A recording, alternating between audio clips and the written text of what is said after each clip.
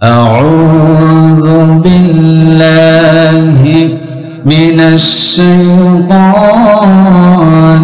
রাজীম। বিসমিল্লাহির রাহমানির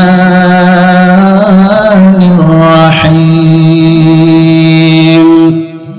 ওয়াল আসরি ইন্নাল ইনসানা লাফি খুসর ইল্লাল্লাযীনা আমানু ওয়া আমিলুস সালিহাত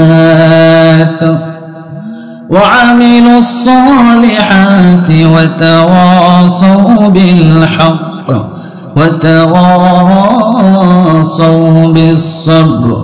সম্মানিত ভাইয়েরা আমার, আপনাদের সম্মুখে আমি কোরআনুল কারীমের 103 নম্বর সূরা সূরাতুল আসর তেলাওয়াত করেছি। আমার তেলাওয়াত শুনে আপনারা বুঝতে পেরেছেন যে আমার আজকে আলোচ্য বিষয় কি হতে চলেছে। তো সম্মানিত উপস্থিতি, আজকে আমার আলোচনার বিষয় হচ্ছে মানব জাতির কল্যাণ কোন পথে আর অকল্যাণ কোন পথে। আমরা শুনবো তো ইনশাআল্লাহ। সম্মানিত ভাইরা আমার, আমি যেদিন থেকে মাঠে ময়দানে কথা বলি সেই দিন থেকে আমি কোরআন বিল কোরআন, কোরআন বিস সুন্নাহ, কোরআন বিস সাহাবী, এইভাবে করে তাফসীরের যে মূল উসুলগুলি রয়েছে সেই উসুলগুলি মেনে কোরআন বিল কোরআন কথা বলার চেষ্টা করি। আমি যদি কোরআন বিল কোরআন কথা বলি, কিসসা কাহিনী না বলি, আপনারা থাকবেন তো ইনশাআল্লাহ? থাকবেন তো ইনশাআল্লাহ? সম্মানিত ভাইরা আমার, তার আগে আরো একবার আপনাদের কাছে আমি প্রশ্ন করতে চাই, আমরা যারা এখানে এসেছি কোরআন শুনতে, আমরা সবাই এখানে কোরআনের জিকির করতে এসেছি, ঠিক কিনা? আমরা যদি কোরআনের জিকির না করি আমাদের জীবনে শাস্তি আছে না নাই? কথা বলেন, আছে না নাই? সম্মানিত ভাইরা আমার, বাবাজিরা আমার, আমরা যারা এখানে আসলাম কোরআন শুনতে, কোরআনের জিকির করতে, আমরা তো অনেকটাই কল্যাণের মধ্যে এসে পড়েছি। কিন্তু যারা কোরআনের জিকির করে না, যারা কোরআন থেকে গাফিল হয়ে যায়, কোরআন থেকে বিমুখ হয়ে যায়, তাদের অবস্থা কি হবে? আল্লাহ সুবহানাহু ওয়া তাআলা কোরআনুল কারীমে সূরাতুত তাহা 124, 25, 26 নম্বর আয়াতে কারিমা দিয়ে জানাই দিচ্ছেন, ومن أعرض عن ذكري فإن له معيشة ضنكا ونحشره يوم القيامة أعمى। قل الله أكبر। আল্লাহ সুবহানাহু ওয়া তাআলা জানাই দিচ্ছেন, যে ব্যক্তি, যেই বান্দা আমি আল্লাহর জিকির থেকে বিমুখ হয়ে যাবে, পৃথক হয়ে যাবে, আলাদা হয়ে যাবে, আমি তার জন্য দুইটি শাস্তি নির্ধারণ করেছি। এক নাম্বার হলো তার জীবনকে আমি সংকীর্ণ করে দেব, দুই নাম্বার হলো কিয়ামতের ময়দানে আমি তাকে অন্ধ অবস্থায় উঠাবো। আয়াতে কারিমার মধ্যে যিকরি শব্দ ব্যবহার হয়েছে, সকল মুফাসসিরগণ একমত, আল যিকরি আল্লাহ পাক ব্যবহার করেছেন। এই যিকিরের তাফসীর হচ্ছে, ব্যাখ্যা হচ্ছে আল্লাহর কোরআন। আল্লাহ পাক এটাই বুঝাচ্ছেন, বান্দারে আমি আল্লাহর কোরআন থেকে যদি বিমুখ হয়ে যাও, যদি আলাদা হয়ে যাও, আমি তোমার জীবনে দুইটি শাস্তি দেব। এক নম্বরে তোমার জীবনকে সংকীর্ণ করে দেব, দুই নাম্বার তোমাকে কিয়ামতের ময়দানে অন্ধ অবস্থায় উঠাবো। বান্দা যখন কিয়ামতের ময়দানে অন্ধ অবস্থায় উঠবে, আল্লাহ রাব্বুল আলামিনের কাছে প্রশ্ন করবেন, قال رب لما حشرتني أعمى وقد كنت بصيرا। বান্দা বলবে, আল্লাহ আজকে কিয়ামতের ময়দানে আমি অন্ধ অবস্থায় উঠলাম, আমি চোখ দিয়ে দেখতে পাই না। وقد كنت بصيرا, আমি তো চক্ষু দিয়ে দেখতাম, অন্ধ অবস্থায় উঠলাম কেন? আমার কিছুই বুঝে আসে না। আল্লাহ রাব্বুল আলামিন সাথে সাথে উত্তর দিয়ে জানাই দিবেন, ক্বালা কাযালিকা আতাতকা আয়াতুনা ফানাসিতাহা ওয়া কাযালিকাল ইয়াওমা তুনসা। পড়ি আল্লাহু আকবার। আল্লাহ রাব্বুল আলামিন জানাই দিবেন, তোমার সম্মুখে যখন আমি আল্লাহর কোরআন তেলাওয়াত করে করে তোমাকে দাওয়াত দেওয়া হতো, তোমাকে বলা হতো নামাজ পড়ো, তোমাকে বলা হতো রোজা করো, তোমাকে বলা হতো যাকাত দাও, তোমাকে বলা হতো ইসলাম প্রতিষ্ঠিত করার জন্য তুমি আন্দোলন করো, তোমাকে বলা হতো আমি আল্লাহর পথে জিহাদ করো, ফানাসিতাহা, তখন তুমি প্রত্যাখ্যান করতা। ওয়া কাযালিকাল ইয়াওমা তুনসা, এই জন্য আজকে কিয়ামতের ময়দানে আমি তোমাকে ভুলে গেছি। সম্মানিত ভাইরা আমার, তাহলে আল্লাহ পাক যদি আপনাকে আমাকে এই দুনিয়াতে শাস্তি দেন, জীবন সংকীর্ণ করে দেন, কিয়ামতের ময়দানে অন্ধ অবস্থায় উঠান, ভালো কিছু হবে? কথা বলি, ভালো কিছু হবে? তাহলে কি করতে হবে? আপনাকে আমাকে কোরআনের জিকির করতে হবে। সম্মানিত ভাইরা আমার, আমরা যদি কোরআনের জিকির করি, আমরা যদি কোরআনকে মেনে নিই, কোরআন অনুযায়ী জীবন যাপন করি, আমাদের লাভ কত, আমাদের কল্যাণ কত। আল্লাহ রাসূল সাল্লাল্লাহু আলাইহি ওয়াসাল্লাম হাদিসের মধ্যে জানায় দিচ্ছেন, লা ইয়াকউদু কওমুন ইয়াযকুরুনাল্লাহা ইল্লা হাফাতুহুমুল মালায়েকা ওয়া গাশিয়াতুহুমুর রাহমাহ ওয়া নাযালাত আলাইহিমুস সাকিনাহ ওয়া যাকারাহুমুল্লাহু ফী মান ইনদাহ। আল্লাহ রাসূল সাল্লাল্লাহু আলাইহি ওয়াসাল্লাম জানায় দিচ্ছেন, যখন কোন কওম, কোন গোত্র আল্লাহ রাব্বুল আলামিনের জিকির করতে বসে যায়, আল্লাহ রাব্বুল আলামিনের একদল ফেরেশতা অবতীর্ণ হয়ে যায়। আল্লাহর ফেরেশতারা তাদের ডানা দ্বারা কোরআনের জিকিরকারীদেরকে বেষ্টন করে নেন। পড়ি সুবহানাল্লাহ। আল্লাহ রাসূল সাল্লাল্লাহু আলাইহি ওয়াসাল্লাম এর পরে বলছেন, যারা কোরআনের জিকির করে তাদের উপরে আল্লাহ রাব্বুল আলামিনের রহমত নাযিল হয়। শুধু তাই নয়, ওয়া নাযালাত আলাইহিমুস সাকিনাহ, সাকিনা নামক প্রশান্তি আল্লাহ রাব্বুল আলামিনের পক্ষ থেকে অন্তরের মধ্যে চলে আসে। শুধু তাই নয়, যারা কোরআনের জিকির করে আল্লাহ রাব্বুল আলামিন স্বয়ং তার কুদরতি জবান দিয়ে নিকটস্থ ফেরেশতার সঙ্গে স্মরণ করেন। পড়ি সুবহানাল্লাহ। আমরা যারা আজকের তাফসীর মাহফিলে সালাতুল ইশা আদায় করে আমরা কোরআন শুনতে বসে গেলাম, আমাদের ফায়দা কত হলো, আমাদের লাভ কত? আল্লাহর ফেরেশতারা নাজিল হয়েছে, আমাদেরকে বেষ্টন করে নিয়েছেন, আল্লাহর রহমত এই জায়গায় নাজিল হচ্ছে। অন্তরের মধ্যে সাকিনা নামক প্রশান্তি আছে না নাই? কথা বলি, আছে না নাই? কোরআন শুনলে, কোরআনের তেলাওয়াত শুনলে অন্তরের মধ্যে শান্তি আসে। কতটা শান্তি আসে?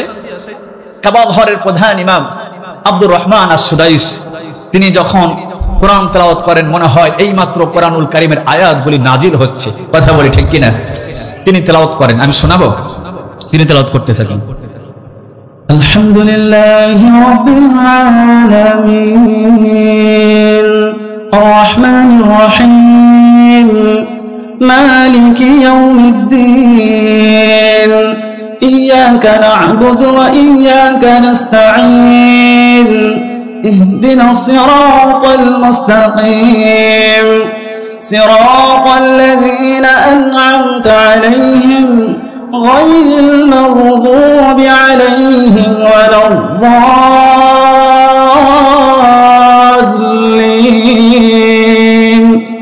آمين। শুধু তাই নয়, আমরা তো বাংলাদেশে যারা ইমাম এবং মুসল্লি, নামাজের মধ্যে জাহান্নামের শব্দ শুনলে, জাহান্নামের কথা শুনলে আমাদের চোখ দিয়ে পানি আসে না। কিন্তু আমি একটি ভিডিও ফুটেজে দেখেছি, আব্দুর রহমান আস-সুদাইস তিনি যখন জাহান্নামের আয়াতগুলি তেলাওয়াত করেন, যেই জায়গায় জাহান্নামের কথা এসেছে, একটি আয়াতে কারিমার মধ্যে এমন শব্দ, এমন তর্জমা যে যখন জান্নাতীদেরকে জান্নাতি দিয়ে দিবেন, জাহান্নামীদেরকে জাহান্নামে দিয়ে দিবেন, জাহান্নাম তখন বলবে, আল্লাহ আমাকে আরো দাও, আমাকে আরো দাও, আমার উদর, আমার পেট ভর্তি হয় নাই। আল্লাহ পাক তখন তার কুদরতি পাটা যখন জাহান্নামের মধ্যে ঢুকায় দিবেন, প্রবেশ করায় দিবেন, জাহান্নাম থরথর করে কাঁপতে থাকবে, আর জাহান্নাম বলবে, আল্লাহ আর লাগবে না, আমার আর লাগবে না, আপনার পা আপনি টেনে নেন। আল্লাহু আকবার।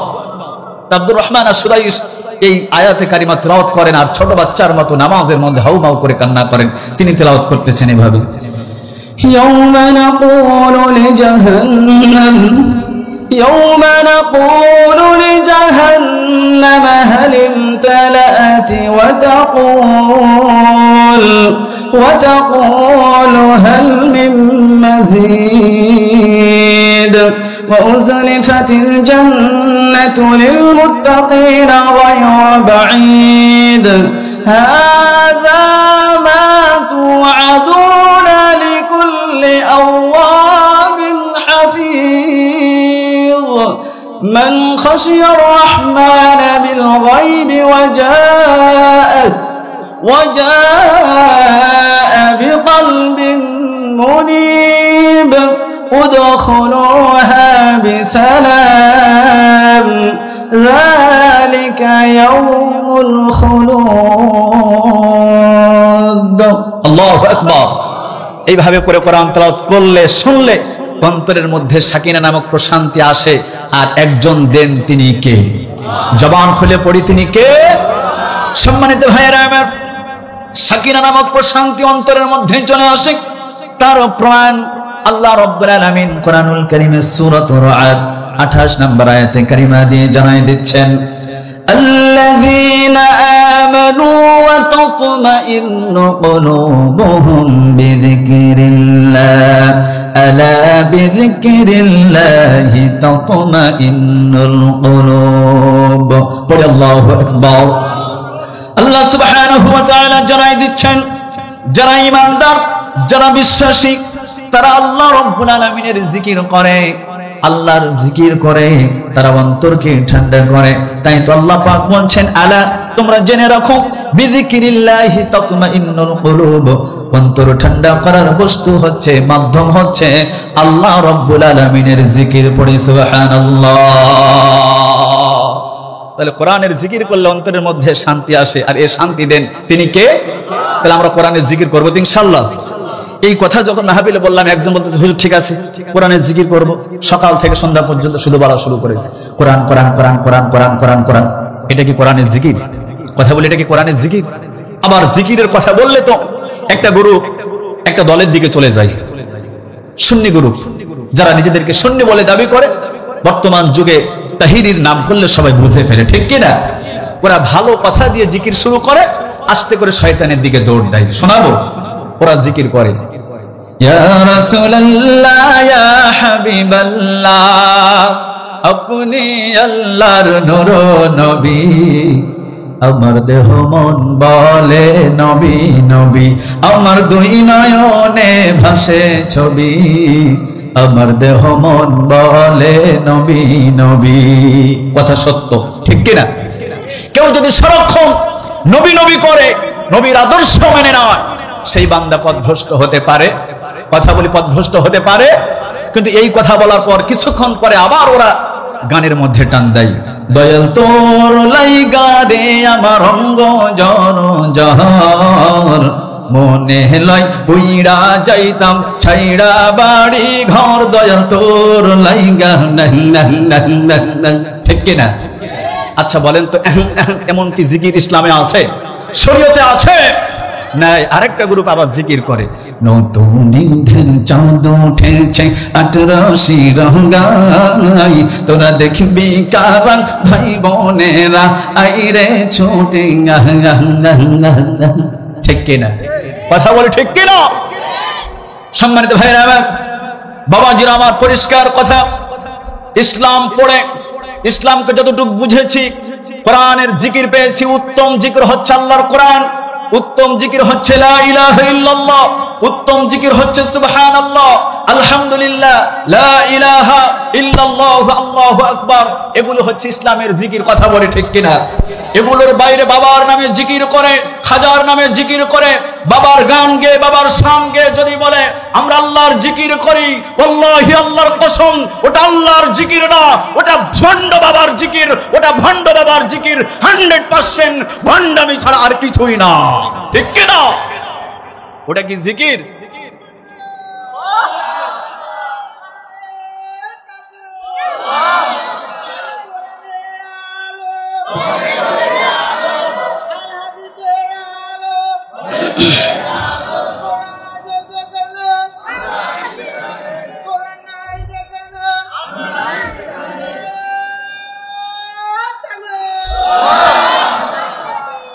তাহলে আমরা কোনো ভণ্ড জিকির করতে চাই না, আমরা কোরআনের জিকির করতে চাই। কথা বলি ঠিক কিনা?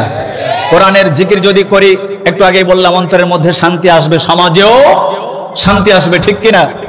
আমি আপনাদের কাছে প্রশ্ন করতে চাই, এই যে যুব সমাজ তাফসিরুল কোরআন মাহফিল আয়োজন করেছেন, এই শামিয়ানা তারা টাঙিয়েছেন, এই শামিয়ানার ভিতরে কোনো অন্যায়, রাহাজানি, খুন খারাপি, কোনো জেনা ব্যভিচার, একজন আরেকজনের গীবত করা, খুন খারাপি, এমন কিছু আছে? কথা বলি আছে? আমার ভাইয়েরা, কিন্তু এই শামিয়ানার বাইরে যারা দেখেন ঘোরাফেরা করতেছে, ওই যে যারা চায়ের স্টলে বসে আছে, ফুচকার দোকানে বসে আছে, অসংখ্য যুবক যুবতী শয়তানকে বন্ধু বানিয়ে প্রেম প্রীতির মধ্যে নিমজ্জিত। ঠিক কিনা? এই শামিয়ানার বাইরে অন্যায় আছে না নাই? কথা বলতে হবে, আছে না নাই? সম্মানিত ভাইয়েরা আমার, এই শামিয়ানার বাইরে যেমন মানুষ অন্যায়ের মধ্যে ডুবে আছে, কিন্তু শামিয়ানার ভেতরে কোনো অন্যায় নাই। ঠিক অনুরূপ ভাবে আপনি আমি যদি আন্দোলন করে আপনি আমি কোরআনের পক্ষে, আপনি আমি কোরআনকে যদি সংসদে পৌঁছাতে পারি, কোরআন যদি সংসদে চলে যায়, সারা বাংলাদেশ কোরআনের শামিয়ানা হয়ে যাবে। কথা বলি ঠিক কিনা? সারা বাংলাদেশ যখন কোরআনের শামিয়ানা হয়ে যাবে, বাংলাদেশের টেকনাফ থেকে তেতুলিয়া, রূপসা থেকে পাতুরিয়া, প্রতিটা জায়গায়, প্রতিটা ইঞ্চি ইঞ্চি জায়গায় আর কোনো অন্যায় হবে না, খুন খারাপি থাকবে না, টেন্ডারবাজি থাকবে না, রাহাজানি থাকবে না, মা বোনেরা ধর্ষিতা হবে না, শান্তি বিরাজ করবে। কথা বলেন ঠিক কিনা? তাই সেই শান্তি যদি ফিরিয়ে আনতে হয়, আপনাকে আমাকে সংগ্রাম করতে হবে, কোরআনের পক্ষে থাকতে হবে, নিজের মানহাজ ভুলে গিয়ে কোরআনের পক্ষে আন্দোলন করে কোরআনকে বাংলাদেশের সংসদে নিতে হবে। সংসদে নিতে গিয়ে যদি আপনাকে আমাকে কণ্ঠ ছাড়তে হয়, ঘাম ঝরাতে হয়, রক্ত ঝরাতে হয়, সন্তানকে এতিম করতে হয়, পিতা মাতাকে সন্তান হারা করতে হয়, স্ত্রীকে স্বামী হারা যদি করতে হয়, শহীদ হতে হয়, এরপরেও কোরআনের পক্ষে কাজ করতে হবে। কথা বলেন ঠিক কিনা? তাই কারা কারা রাজি আছেন আল্লাহকে দুহাত তুলে দেখাও।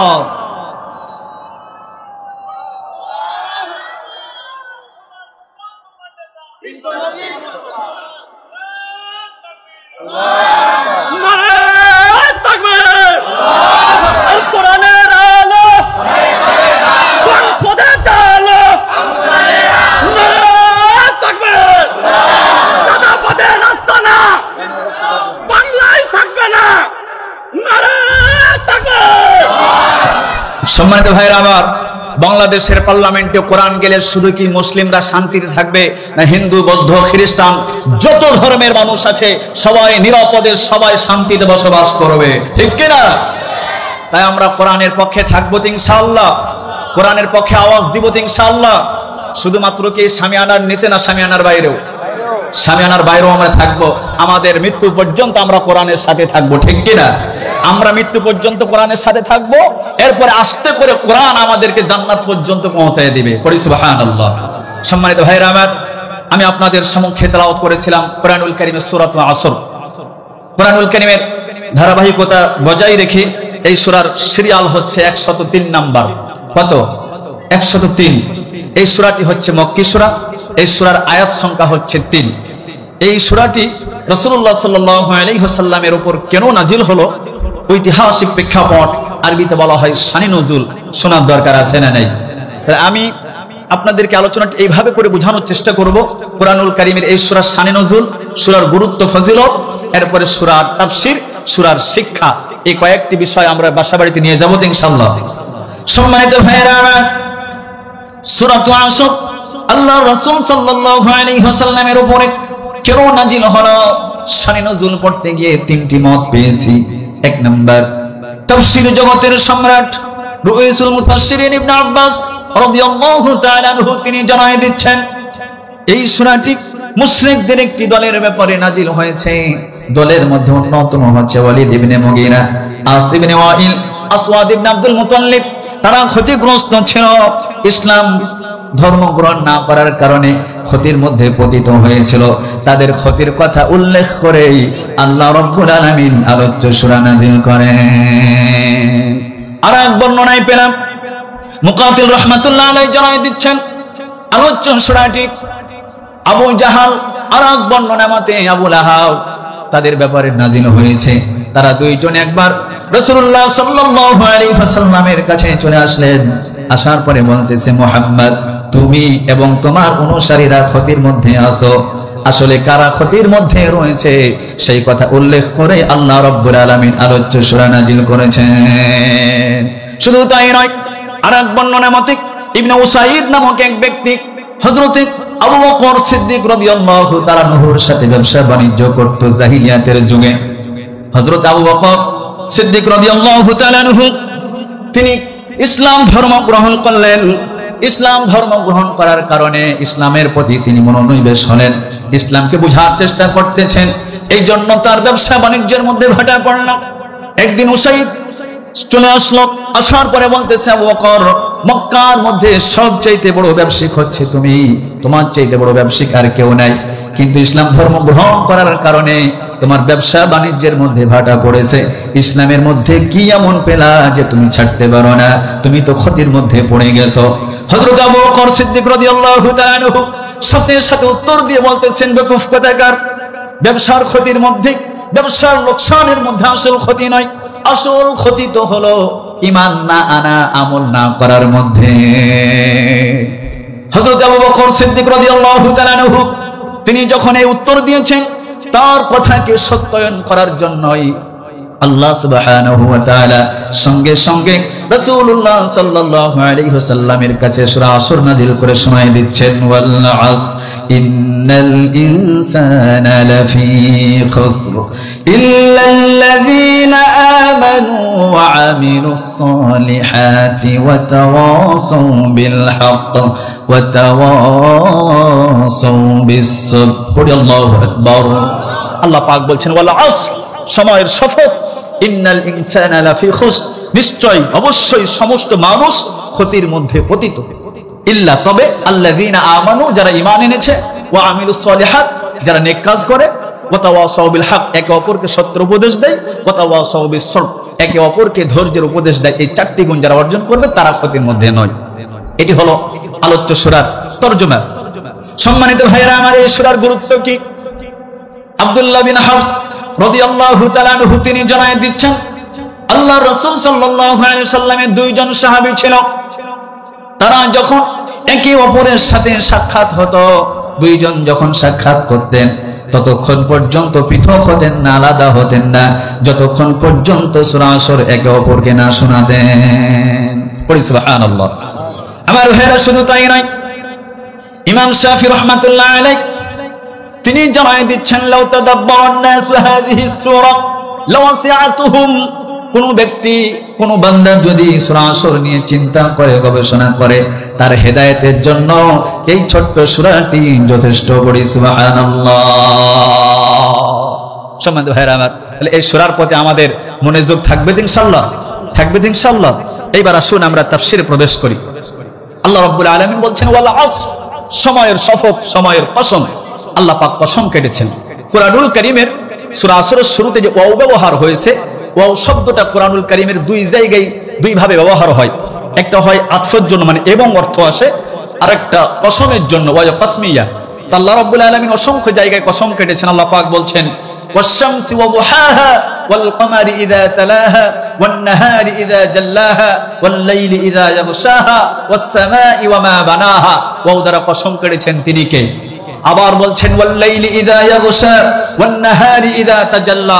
আবার বলছেন, নুন ওয়াল কলামি ওয়া মা ইয়াসতুরুন মা আনতা বিনি'মাতি রাব্বিকা বিমাজনুন। পড়ি আল্লাহু আকবার। আল্লাহ রাব্বুল আলামিন ওয়াও দ্বারা কসম কাটছেন। কিসের কসম? সময়ের কসম কাটছেন। সম্মানিত ভাইরা আমার, প্রশ্ন আসতে পারে, আল্লাহ রাব্বুল আলামিন সময়ের কসম কেন কাটলেন? সময়ের কসম এই জন্য কাটলেন, আপনি আমি মানুষ, আপনি আমি যখন কোনো বিষয়কে গুরুত্ব দেওয়ার জন্য বুঝাই, সেই সময় আমরা কসম কাটি কার? জবান খুলে পড়ি কার? ওয়াল্লাহি আল্লাহর কসম কাটি, কথা বলি ঠিক কিনা? আল্লাহর কসম কেটে বলি, ওয়াল্লাহি আল্লাহর কসম এই কাজ আমি করি নাই, ওয়াল্লাহি আল্লাহর কসম এই কাজ আমি করব। আল্লাহর কসম আমরা এই জন্য কাটি, তার কারণ আমাদের নিকটে, আমাদের কাছে, মানুষের কাছে সবচাইতে বড়, সবচাইতে দামি, সবচাইতে মহামূল্যবান তিনি কে? জবান খুলে পড়ি, তিনি কে?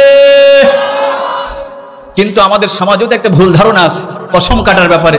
মা বোনেরা কসম কাটে না, দু চোখের কিরা, ছেলের কিরা, মায়ের কিরা, বুবুর কিরা, এরকম কিরা আছে না নাই? আবার দেখবেন 10-15 মিনিট গীবত করে,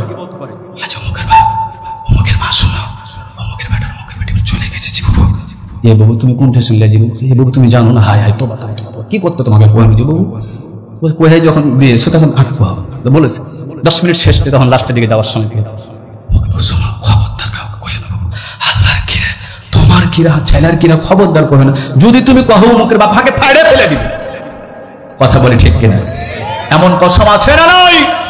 ইসলামের মধ্যে, শরীয়তের মধ্যে কেউ যদি ইসলামকে বাদ দিয়ে, শরীয়তকে বাদ দিয়ে বাইরে যদি কসম কেটে বলে, আল্লাহর কসম বাদ দিয়ে যদি বলে, দু চোখের কসম, আমার দুই হাতের কসম, আমার ছেলে মেয়ের কসম, মিথ্যা কসম হয়ে যায়, আর মিথ্যা কসমের জন্য তাকে কাফারা দিতে হবে।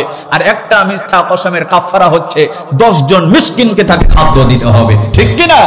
তাহলে আমরা কত মিথ্যা কসম কেটেছি, এখন খাদ্য কত দিবেন দেন। তাহলে আমরা মিথ্যা কসম কাটবো না, সত্য কসম কাটবো কার নামে? জবান খুলে পড়ি কার নামে? সম্মানিত ভাইয়েরা আমার, আমরা আল্লাহর কসম কাটি, কিন্তু আল্লাহ রাব্বুল আলামিন সবচেয়ে বড়, তাই তো তিনি কারো কসম কাটার প্রয়োজন নাই। তা আল্লাহ পাক যেই জিনিসটাকে বান্দাকে বুঝাতে চান সেই জিনিসের উপর কসম কাটতেছেন। আল্লাহ রাব্বুল আলামিন যেহেতু জানেন মানুষের কল্যাণ অকল্যাণ সময়ের মধ্যেই, তার হায়াতের মধ্যেই, কথা বলে ঠিক কিনা? তাই আল্লাহ রাব্বুল আলামিন সময়ের শপথ কাটতেছেন আর বলতেছেন ওয়াল আসর, সময়ের শপথ, ইন্নাল ইনসানা লাফি খুসর, নিশ্চয় অবশ্যই সমস্ত মানুষ ক্ষতির মধ্যে পতিত। সম্মানিত ভাইরা আমার, আমাদের মূল পুঁজি হলো হায়াত, আমাদের মূল পুঁজি হলো জিন্দেগি। আল্লাহ রাব্বুল আলামিন কোন বান্দাকে, কাউকে 10 বছর, 20 বছর, 30 বছর, 60 বছর, আবার কাউকে একদিন হায়াত দিয়ে পাঠিয়েছেন। তিনি কে? আমরা যেই দিন থেকে দুনিয়ার জমিনে পদার্পণ করেছি, দুনিয়ার জমিনে এসেছি, সেই দিন থেকে আমাদের হায়াত কমে যাচ্ছে, কথা বলে ঠিক কিনা? আমরা বড় হচ্ছি না ছোট হচ্ছি? জি, দুমত হয়ে গেল, দ্বিমত হয়ে গেছে এখানে দুইটা। কেউ বলতেছে বড় হচ্ছে, আমরা কি হচ্ছি? আমরা যদিও বলি যে আমি বড় হচ্ছি, কিন্তু আসলে আমরা বড় কি হই নাই। আল্লাহ পাক একটা নির্দিষ্ট সময়, নির্ধারিত একটা সময় দিয়ে পাঠিয়েছেন। এই নির্ধারিত সময় থেকে প্রতি সেকেন্ড, প্রতি মিনিট, প্রতি ঘন্টা, প্রতি সপ্তাহ, প্রতি মাস, প্রতি বছর আপনার আমার জীবন থেকে চলে যাচ্ছে, কথা বলি ঠিক কিনা? কিন্তু দুঃখজনক হলো সত্য কথা, প্রতি বছর যখন শেষ হয়ে যায় আমরা আমাদের বয়সটাকে মানে জন্মদিন পালন করি, হ্যাপি বার্থডে টু ইউ বলে, কথা বলি ঠিক কিনা? কথা বলি ঠিক কিনা? আপনার আমার জীবন থেকে 1 বছর চলে গেল, এই 1 বছরের মধ্যে যত গুনাহ হয়েছে, গুনার জন্য মাফ চাইতে হবে কার কাছে? জবান খুলে পড়ি কার কাছে? আল্লাহর কাছে। কিন্তু এই কাজ না করে আমরা কেক আনি, মোমবাতি আনি, মোমবাতি জ্বালায়া আলো নিভায়া অন্ধকার তো আসে, কথা বলি ঠিক কিনা? কিন্তু আমরা আলো নিভায়া আবার আলোর আশা করছি, আমাদের চাইতে বড় অধম জাতি আর কেউ হতে পারে না, ঠিক কিনা? আবার ছোট বাচ্চাদেরকে দেখবেন, তার মা বাবা জন্মদিন পালন উপলক্ষে মা বড় একটা কেক নিয়ে আসে, আসার পরে 100 বাতি মোমবাতি জ্বালায়া দেয়, আগুন ধরাইয়া দেয়, আর সন্তানকে বলে তুমি ফু দিয়ে নিভাও, এরপরে তুমি কেক কাটো। আমরা তখন হাতে তালি দিয়ে হ্যাপি বার্থডে টু ইউ বলবো। সেই যুবক মানে শিশু বাচ্চা, তার দম কম না বেশি? কথা বলি দম কম না বেশি? কম। তো সে ফু দিতে দিতে তার আর দম থাকবে? ওর তো জীবন যায় অবস্থা। তাই ওপরে মারে ফু, পিছন দিক দিয়ে বাড়াই কিছু, কথা বলে ঠিক কিনা? এমন কালচার, এমন রীতি, এমন নীতি ইসলামে নাই। যারা হ্যাপি বার্থডে টু ইউ পালন করে, ওয়াল্লাহি আল্লাহর কসম, এটা ইহুদি খ্রিস্টানদের কালচার ছাড়া আর কিছুই না, ঠিক কিনা? তাই ইহুদি খ্রিস্টানদের কালচারের সাথে মুসলমানের কোনো সম্পর্ক, কথা বলি কোনো সম্পর্ক নাই। তাহলে আমরা আর জন্মদিন পালন করব? কথা বলি করব? আমরা কেউ করব না। সম্মানিত ভাইয়েরা আমার, আল্লাহ রাব্বুল আলামিন ওয়াল আসর, সময়ের শপথ করেছেন, সময়ের কসম কেটেছেন। আপনার আমার জীবন থেকে প্রতি সেকেন্ড, প্রতি মিনিট, প্রতি ঘন্টা, প্রতি সপ্তাহ, প্রতি মাস, প্রতি বছর আপনার আমার জীবন থেকে চলে যাচ্ছে। আপনি আমি কিভাবে আনন্দিত হতে পারি? আপনাকে আমাকে চিন্তিত হতে হবে, আল্লাহর ইবাদত করতে হবে, যেহেতু আমরা প্রতি সেকেন্ডে সেকেন্ডে কবরের দিকে ধাবিত হচ্ছি, কথা বলি ঠিক কিনা? সম্মানিত ভাইরা আমার, এই সূরার তাফসীর পড়তে গিয়ে একজন আল্লাহর ওলির জীবনী দেখলাম, তিনি সূরা আসরের তাফসীর বুঝতে পারতেছেন না। হঠাৎ করে তার কানের মধ্যে আওয়াজ আসলো, বাজার থেকে কে যেন বলতেছে আমার মূল পুঁজি গলে যাচ্ছে, আমাকে উদ্ধার করো, আমার মূল পুঁজি গলে যাচ্ছে, আমাকে উদ্ধার করো। আল্লাহর ওলি বাজারের দিকে দৌড় দিলেন। যাওয়ার পরে দেখে কাউকে দেখা যায় না, শুধুমাত্র একজন বরফ বিক্রেতাকে দেখা যায়। বরফ বিক্রেতা কোথায় বুঝাচ্ছেন, আমি যখন সকালবেলা বাসা বাড়ি থেকে 10,000 পুঁজি নিয়ে, আমার মূল পুঁজি নিয়ে বরফ বানিয়ে আমি বাজারে এসেছি, সূর্যের তাপমাত্রা অনেক বেশি, সূর্যের আলোর তাপমাত্রার কারণে আমার বরফগুলি গলে যাচ্ছে, আমার মূল পুঁজি হারিয়ে যাচ্ছে। সময় থাকতে থাকতে আমার বরফ ক্রয় করে কিনে আমাকে ব্যবসা থেকে উদ্ধার করো। আল্লাহর ওলি বলছেন, সেই দিন আমি সূরা আসর তাফসীর বুঝেছি, আমাদের বয়সটা বরফের মতো গলে যাচ্ছে, বরফের মতো গলে যাচ্ছে, কিন্তু আমরা এই বয়সটাকে কাজে লাগাই না, কথা বলি ঠিক কিনা?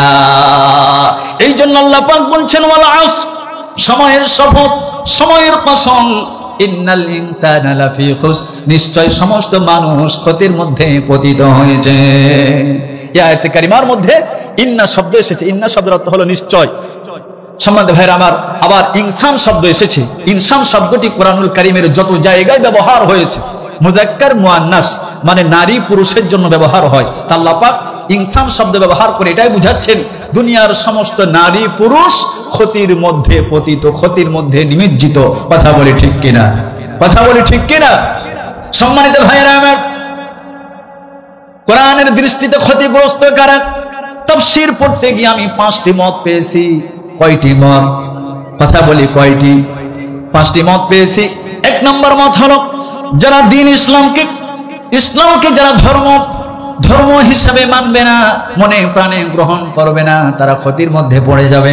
আল্লাহ রাব্বুল আলামিন এই মর্মে কোরআনুল কারীমের সূরা আল ইমরান 85 নম্বর আয়াতে কারিমা দিয়ে জানিয়ে দিচ্ছেন, ومن يبتغي غير الإسلام دينا فلن يقبل منه وهو في الآخرة من الخاسرين।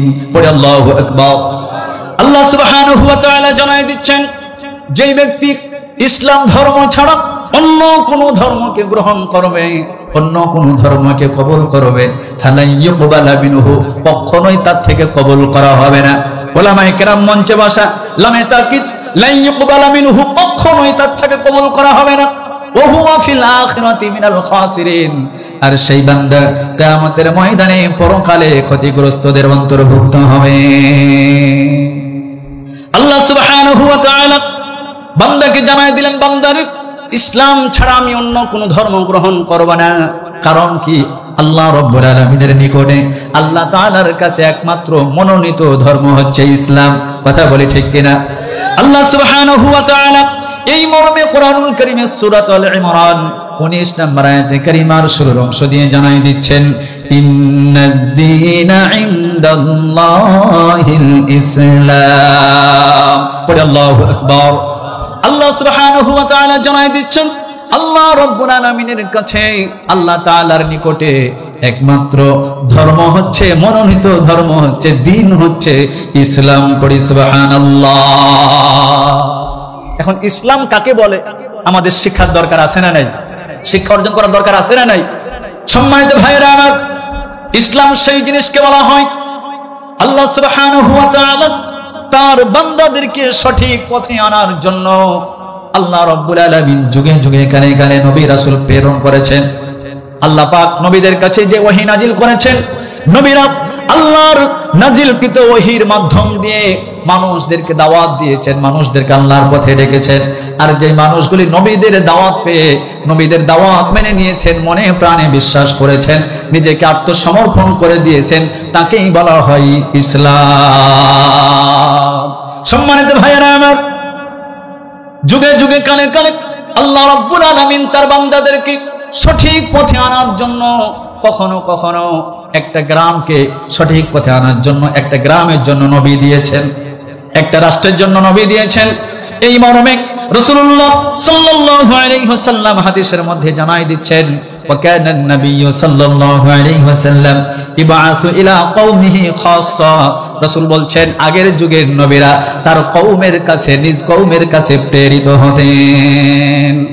বুইসতু ইলান নাসি আম্মা, আর আমি রাসূল তোমাদের সমস্ত মানুষের কাছে প্রেরিত হয়েছি। পড়ি সুবহানাল্লাহ।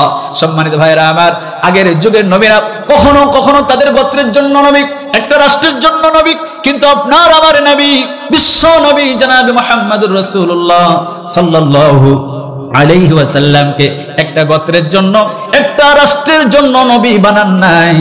আল্লাহ রাব্বুল আলামিন রাসূলুল্লাহকে तमाम দুনিয়ার জন্য নবী বানিয়েছেন। পড়ি সুবহানাল্লাহ।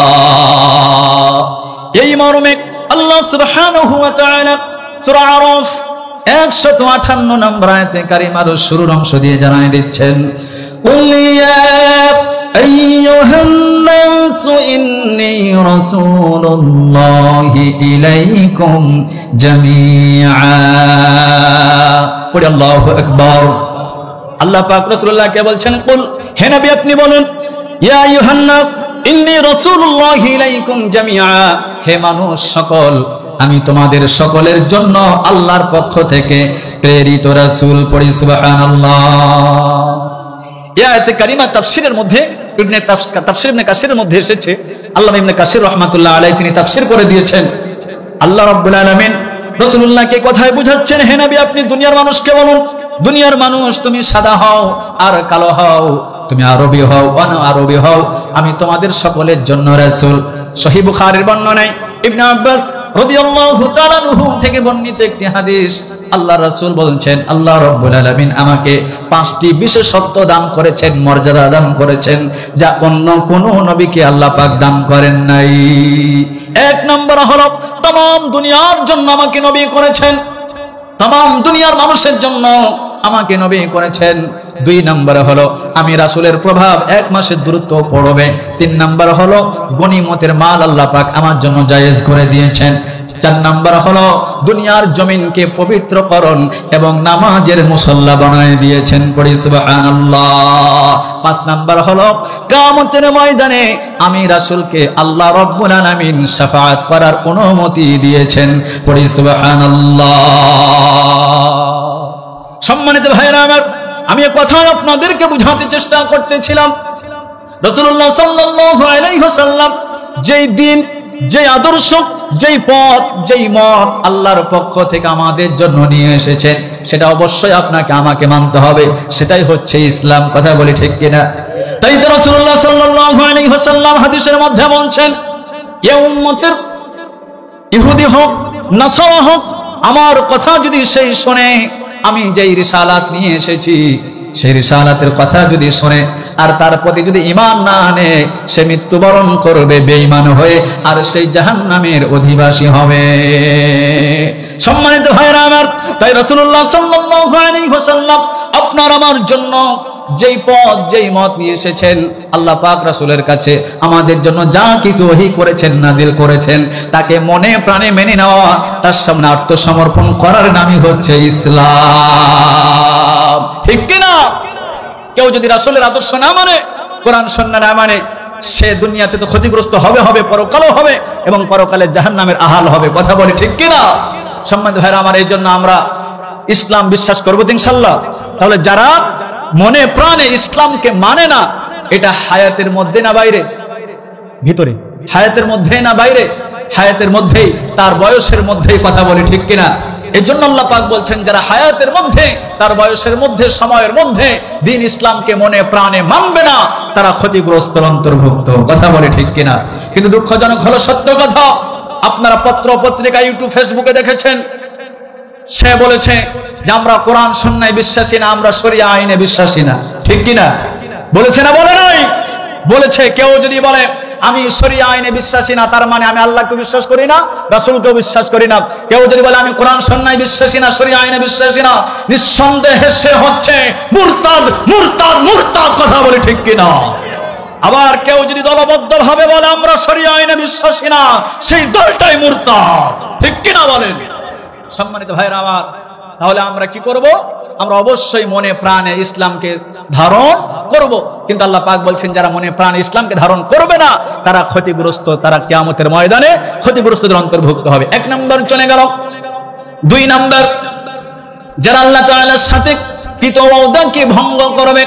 আমাদের সবার আল্লাহর সাথে কৃত অঙ্গীকার, ওয়াদা আছে না নাই?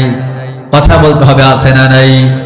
আমাদের ওয়াদা আল্লাহ সুবহানাহু ওয়া তাআলা কুরআনুল কারীমের সূরাতুল বাকারা 27 নম্বর আয়াতে কারিমা দিয়ে জানাই দিচ্ছেন, আল্লাযীনা ইয়ানকুযুনা আহদাল্লাহি মিন বা'দি মিসাকি ওয়া ইয়াকতাউনা মা আমারাল্লাহু বিহি আন ইউসালা ওয়া ইউফসিদুনা ফিল আরদ উলাইকা হুমুল খাসিরুন। পড়ি আল্লাহু আকবার। আল্লাহ সুবহানাহু ওয়া তাআলা জানাই দিচ্ছেন, যারা আল্লাহর সাথে ওয়াদাকে পরিপক্ক করার পরে আবার ভঙ্গ করে দেয়, যেই ওয়াদাকে অনুক্ষণ রাখতে, যেই ওয়াদাকে বহাল তবিয়তে রাখতে নির্দেশ দিয়েছেন, তিনি কে? জবান খুলে পড়ে তিনি কে? আল্লাহ পাক বলছেন এরপরে যারা জমিনের মধ্যে ফাসাদ সৃষ্টি করে, রাহাজানি সৃষ্টি করে, উলাইকা ইসমে ইশারা, আল্লাহ পাক বলছেন হুমুল খাসিরুন, তারাই হচ্ছে ক্ষতিগ্রস্ত। সম্মানিত ভাইরা আমার, আয়াতে কারিমা তাফসীর পড়তে গিয়ে দেখলাম যত মুফাসসির মত দিয়েছেন সকল মুফাসসিরগণের একমত, আল্লাহ রাব্বুল আলামিন तमाम দুনিয়ার মানুষগুলিকে সৃষ্টি করার বহু পূর্বে আমাদের আত্মাগুলোকে একদিন আল্লাহ পাক বের করেছেন। যেই ঘটনা আল্লাহ রাব্বুল আলামিন কোরআনুল কারীমের সূরা আরাফ 172 নম্বর আয়াতে কারিমা দিয়ে জানাই দিচ্ছেন, وَإِذْ أَخَذَ رَبُّكَ مِنْ بَنِي آدَمَ مِنْ ظُهُورِهِمْ ذُرِّيَّتَهُمْ وَأَشْهَدَهُمْ عَلَى أَنفُسِهِمْ أَلَسْتُ بِرَبِّكُمْ قَالُوا بَلَى شَهِدْنَا أَنْ تَقُولُوا يَوْمَ الْقِيَامَةِ إِنَّا كُنَّا عَنْ هَذَا غَافِلِينَ قُلِ اللَّهُ أَكْبَرُ। আল্লাহ সুবহানাহু ওয়া তাআলা রাসূলুল্লাহকে স্মরণ করায় দিচ্ছেন, হে নবী আপনি স্মরণ করুন আপনার রব আদমের পৃষ্ঠদেশ থেকে তার সন্তানদেরকে বের করলেন, বের করার পর আল্লাহ পাক তার নিজের প্রতি মানুষের কাছ থেকে রূহের কাছ থেকে স্বীকারোক্তি নিয়েছেন, আলাস্তু বিরাব্বিকুম, আমি কি তোমাদের রব নই? আমরা সেই দিন সমস্ত রূহগুলি এক হয়ে সমস্বরে বলে উঠেছিলাম, ক্বালু বালা, আপনি আমাদের রব। আল্লাহ পাক তখন ফেরেশতাদেরকে বললেন, ফেরেশতারা সাক্ষী থাকো।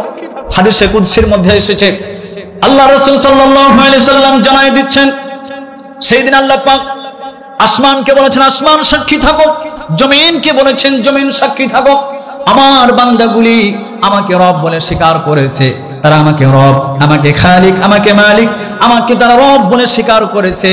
আনতাকুলু ইয়াউমাল কিয়ামাতি ইন্না কুন্না আন হাযা গাফিলিন, তারা যেন কিয়ামতের ময়দানে আমি যে তাদের রব এটা অস্বীকার না করতে পারে। সম্মানিত ভাইরা আমার, এই ঘটনাটি ঘটেছিল সেই দিন, সেই সময় রূহ জগতে আদম আলাইহিস সালাতু ওয়াস সালামের পৃষ্ঠদেশে মেরুদণ্ডের হাড্ডির মধ্যে আল্লাহ পাক তার নিজ কুদরতি ডান হাত দ্বারা মৃদু আঘাত করলেন। আঘাত করার পরে অসংখ্য অগণিত আত্মার আবির্ভাব ঘটলো। দুনিয়াতে যত মানুষ আসবে সমস্ত মানুষের আত্মাগুলি চলে আসলো। আল্লাহ পাক সেই সময় প্রশ্ন করেছিলেন, আলাস্তু বিরাব্বিকুম, আমি কি তোমাদের রব নই? তখন আমরা সবাই বলে উঠেছিলাম, ক্বালু বালা, আপনি আমাদের রব। সেই দিন আমরা স্বীকার করেছিলাম আপনি আমাদের রব। আল্লাহ তাআলার সাথে আমাদের অঙ্গীকার হয়েছে, ওয়াদা হয়েছে। সেই ওয়াদার কথা আল্লাহ পাক দুনিয়াতে বলতেছেন, বান্দারে আমার সাথে ওয়াদা হয়েছে, আমার সাথে অঙ্গীকার হয়েছে, আমাকে রব বলে মানবা, আমাকে খালিক বলে মানবা, আমাকে তোমার রব, তোমার খালিক, তোমার মালিক বলে মানবা। বান্দারে দুনিয়াতে আমি আল্লাহকে ভুলে যেও না। অনেক বান্দা আল্লাহকে ভুলে না, আবার অনেক বান্দা আল্লাহর অঙ্গীকারকে ভুলে গিয়ে, ওয়াদা ভুলে গিয়ে আল্লাহকে ভুলে গেছে। আর যারা আল্লাহকে ভুলে গেছে তারা তাদের হায়াতের মধ্যে, জিন্দেগির মধ্যেই ভুলেছে। কথা বলি ঠিক কিনা? এই জন্যই আল্লাহ পাক বলছেন, ওয়াল আসর, সময়ের শপথ, ইন্নাল ইনসানা লাফি খুসর, নিশ্চয় সকল মানুষ ক্ষতির মধ্যে পতিত। 2 নম্বর চলে গেল, 3 নম্বর ক্ষতির মধ্যে কারা? আল্লাহ রাব্বুল আলামিন বলছেন, যারা আল্লাহ তাআলার মুলাকাতকে অস্বীকার করে, আল্লাহর সাক্ষাৎকে যারা অস্বীকার করে, আল্লাহর সাক্ষাৎকে অস্বীকারী বান্দা দুনিয়াতে আছে না নাই? কথা বলতে হবে, আছে না নাই? আল্লাহ সুবহানাহু ওয়া তাআলা কোরআনুল কারীমের সূরা আনআম 31 নম্বর আয়াতে কারিমা দিয়ে জানাই দিচ্ছেন, قد خسر الذين كذبوا بلقاء الله حتى إذا جاءتهم الساعة بغتة قالوا يا حسرتنا على ما فرطنا فيها قل الله أكبر। আল্লাহ রাব্বুল আলামিন জানাই দিচ্ছেন, যারা আল্লাহ তাআলার মুলাকাতকে মিথ্যা মনে করেছে, মিথ্যা যারা বলেছে, আল্লাহ রাব্বুল আলামিন বলছেন তা অবশ্যই তারা ক্ষতির মধ্যে পড়েছে। হাত্তা ইযা জাতুহুমুস সাআতু বাগতান, হঠাৎ করে যখন কিয়ামত এসে পড়বে তখন তারা বলবে, ক্বালু ইয়া হাসরাতানা আলা মা ফাররাতনা ফিহা, হঠাৎ করে কিয়ামত আসা দেখে তারা বলবে, হাই আমরা তো এই কিয়ামতকে অবহেলা করেছিলাম। আল্লাহ রাব্বুল আলামিন বলছেন তখন তারা তাদের পাপের বোঝা তাদের পিঠের মধ্যে বহন করবে। আল্লাহ পাক বলছেন আলা সামা ইয়াজিরুন, তারা যে পাপের বোঝা বহন করতেছে এটা অতি নিকৃষ্ট একটি বিষয়। যারা আল্লাহর মুলাকাতকে অস্বীকার করে, এক কথার উপরে যে আমরা পরকালকে অবিশ্বাস করলাম, এই এক কথার উপরে ছেড়ে দেয় নাই। তাদের অনেক ভাষ্য আছে, অনেক কথা আছে, তাদের কথাগুলি আল্লাহ রাব্বুল আলামিন কোরআনুল কারীমের মধ্যে একটা একটা করে তুলে ধরেছেন। আমি কোরআন বিল কোরআন কথা বললে আপনাদের শুনতে সমস্যা হচ্ছে। আমি কিন্তু আর 10টা বক্তার মতো কিসসা কাহিনী বিশ্বাসী না, আমি কোরআন থেকে কথা বলার চেষ্টা করি। সম্মানিত ভাইরা আমার, যারা আল্লাহর মুলাকাতকে অস্বীকার করে তাদের ভাষ্য, তাদের কথাগুলো আল্লাহ পাক কোরআনের মধ্যে একটা একটা করে তুলে ধরেছেন। আল্লাহ সুবহানাহু ওয়া তাআলা কোরআনুল কারীমের সূরা আনআম 29 নম্বর আয়াতে কারিমা দিয়ে জানাই দিচ্ছেন, وقالوا إن هي إلا حياتنا الدنيا وما نحن بمبعوثين। পড়ে আল্লাহু আকবার। আল্লাহ সুবহানাহু ওয়া তাআলা জানাই দিচ্ছেন, তারা বলে ইন হিয়া ইল্লা হায়াতুনা দুনিয়া, আমাদের পার্থিব জীবনই তো আসল জীবন, এই হায়াত তো আমাদের মূল পুঁজি, এটাই তো আমাদের আসল জীবন। ওয়ামা নাহনু বিমাবউসিন, আমরা মৃত্যুর পরে পুনরায় জীবিত হব না। কাফেররা মনে করে, যারা আল্লাহর মুলাকাতকে যারা মিথ্যা বলেছে তারা মনে করে দুনিয়ার জীবনই আসল জীবন। তাই তো তাদের স্লোগান হলো খাও দাও ঘুরো ফিরো দুনিয়াটা মস্ত বড়। এই মর্মে রাসূলুল্লাহ সাল্লাল্লাহু আলাইহি ওয়াসাল্লাম জানাই দিয়েছেন, আদ-দুনিয়া সিজনুল মুমিন ওয়া জান্নাতুল কাফির, দুনিয়াটা মুমিনদের জন্য হচ্ছে কয়েদখানা, আর যারা কাফির, যারা অবিশ্বাসী, তাদের জন্য হচ্ছে জান্নাতখানা। সম্মানিত ভাইরা আমার, কাফিরদের অবিশ্বাসীদের আরেকটি কথা হলো আল্লাহ রাব্বুল আলামিন কোরআনুল কারীমে সূরাতুস সাফফাত 16 নম্বর আয়াতে কারিমা দিয়ে জানাই দিচ্ছেন, أَإِذَا مِتْنَا وَكُنَّا تُرَابًا وَعِظَامًا أَإِنَّا لَمَبْعُوثُونَ। পড়ে আল্লাহু আকবার। কাফেররা প্রশ্নবোধক কথা বলতেছে, আমরা যখন মরে যাব, আমরা যখন মাটির সাথে মিশে যাব, আমরা যখন অস্তিত্বহীন হয়ে যাব, আইন্না লামাবউসুন, আমাদের কি পুনরায় জীবিত করা হবে? প্রশ্নবোধক। সম্মানিত ভাইরা আমার, কাফেরদের কথাগুলি কত মারাত্মক। একবার সূরা ইয়াসিনের মধ্যে ঘটনা আসছে, আল্লাহ সুবহানাহু ওয়া তাআলা এই মর্মে জানায় দিচ্ছেন সূরা ইয়াসিন 78 নম্বর আয়াতে কারিমা, وَضَرَبَ لَنَا مَثَلًا وَنَسِيَ خَلْقَهُ قَالَ مَن يُحْيِي الْعِظَامَ وَهِيَ رَمِيمٌ। পড়ে আল্লাহু আকবার। আল্লাহ রাব্বুল আলামিন জানায় দিচ্ছেন, তারা আমার ব্যাপারে এক্সাম্পল তারা নিয়ে এসেছে, উদাহরণ নিয়ে এসেছে, তারা একটি মিশাল নিয়ে এসেছে, আর বলে যখন হাড্ডিগুলি পচে যাবে, যখন গলে যাবে, এগুলোকে কে জীবিত করবে? আয়াতে কারিমার শানি নজুল পড়তে গিয়ে দেখলাম উবাই ইবনে খালফ, তিনি একবার কবর থেকে পুরাতন 2টি হাড্ডি নিয়ে চলে আসলো, কয়েকটি হাড্ডি নিয়ে, যে হাড্ডিগুলি চূর্ণ বিচূর্ণ হয়ে গেছে। আসার পরে রাসূলুল্লাহর দরবারে চলে আসলেন, আসার পরে বললেন, ইয়া রাসূলুল্লাহ সাল্লাল্লাহু আলাইহি ওয়াসাল্লাম, এই হাড্ডিগুলোকে আমি যদি আটার মতো করে পিষে ফেলার পরে বাতাসের সাথে উড়ায় দিই, আমি যদি চারিদিকে ছিটায় দিই, আল্লাহ পাক এগুলোকে পুনরায় জীবিত করতে পারবেন? পড়ি নাউযুবিল্লাহ। আল্লাহর ক্ষমতা নিয়ে কথা বলতেছে। রাসূলুল্লাহ বললেন, হ্যাঁ অবশ্যই আল্লাহ পাক এগুলোকে জীবিত করবেন।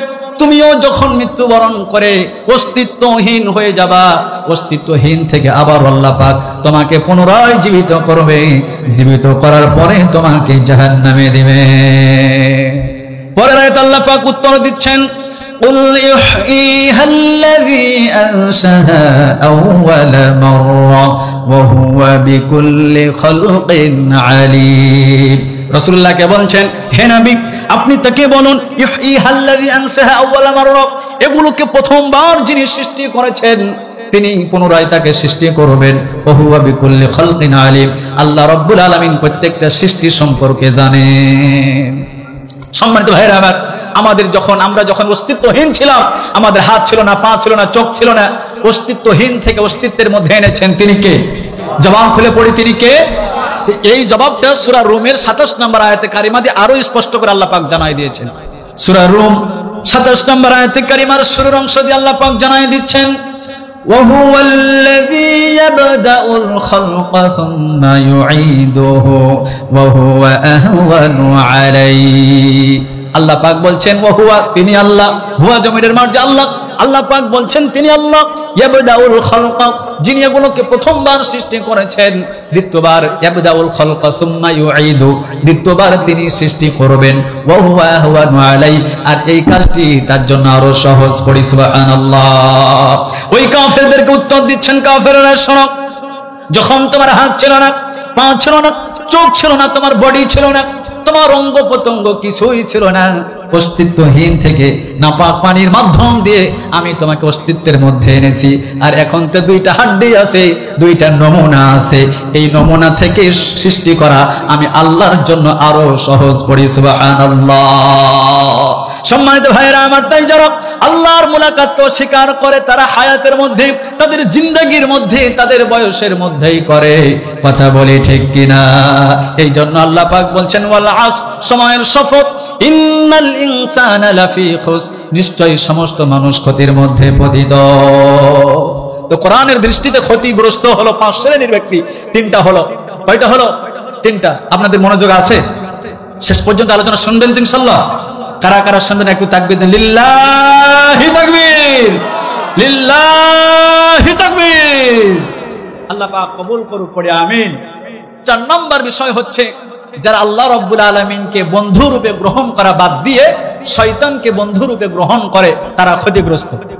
সম্মানিত ভাইরা আমার, আল্লাহ সুবহানাহু ওয়া তাআলা কোরআনুল কারীমের সূরাতুন নিসা 118, 19, 20 নম্বর আয়াতে কারিমা দিয়ে জানাই দিচ্ছেন, লা'নাল্লাহ ওয়া ক্বালা লা'আত্তাখিযান্না মিন ইবাদিকা নাসীবাম মাফরুদা। পড়ি আল্লাহু আকবার। আল্লাহ পাক বলছেন লা'নাল্লাহ, আল্লাহ পাক লানত করেছেন শয়তানের উপরে।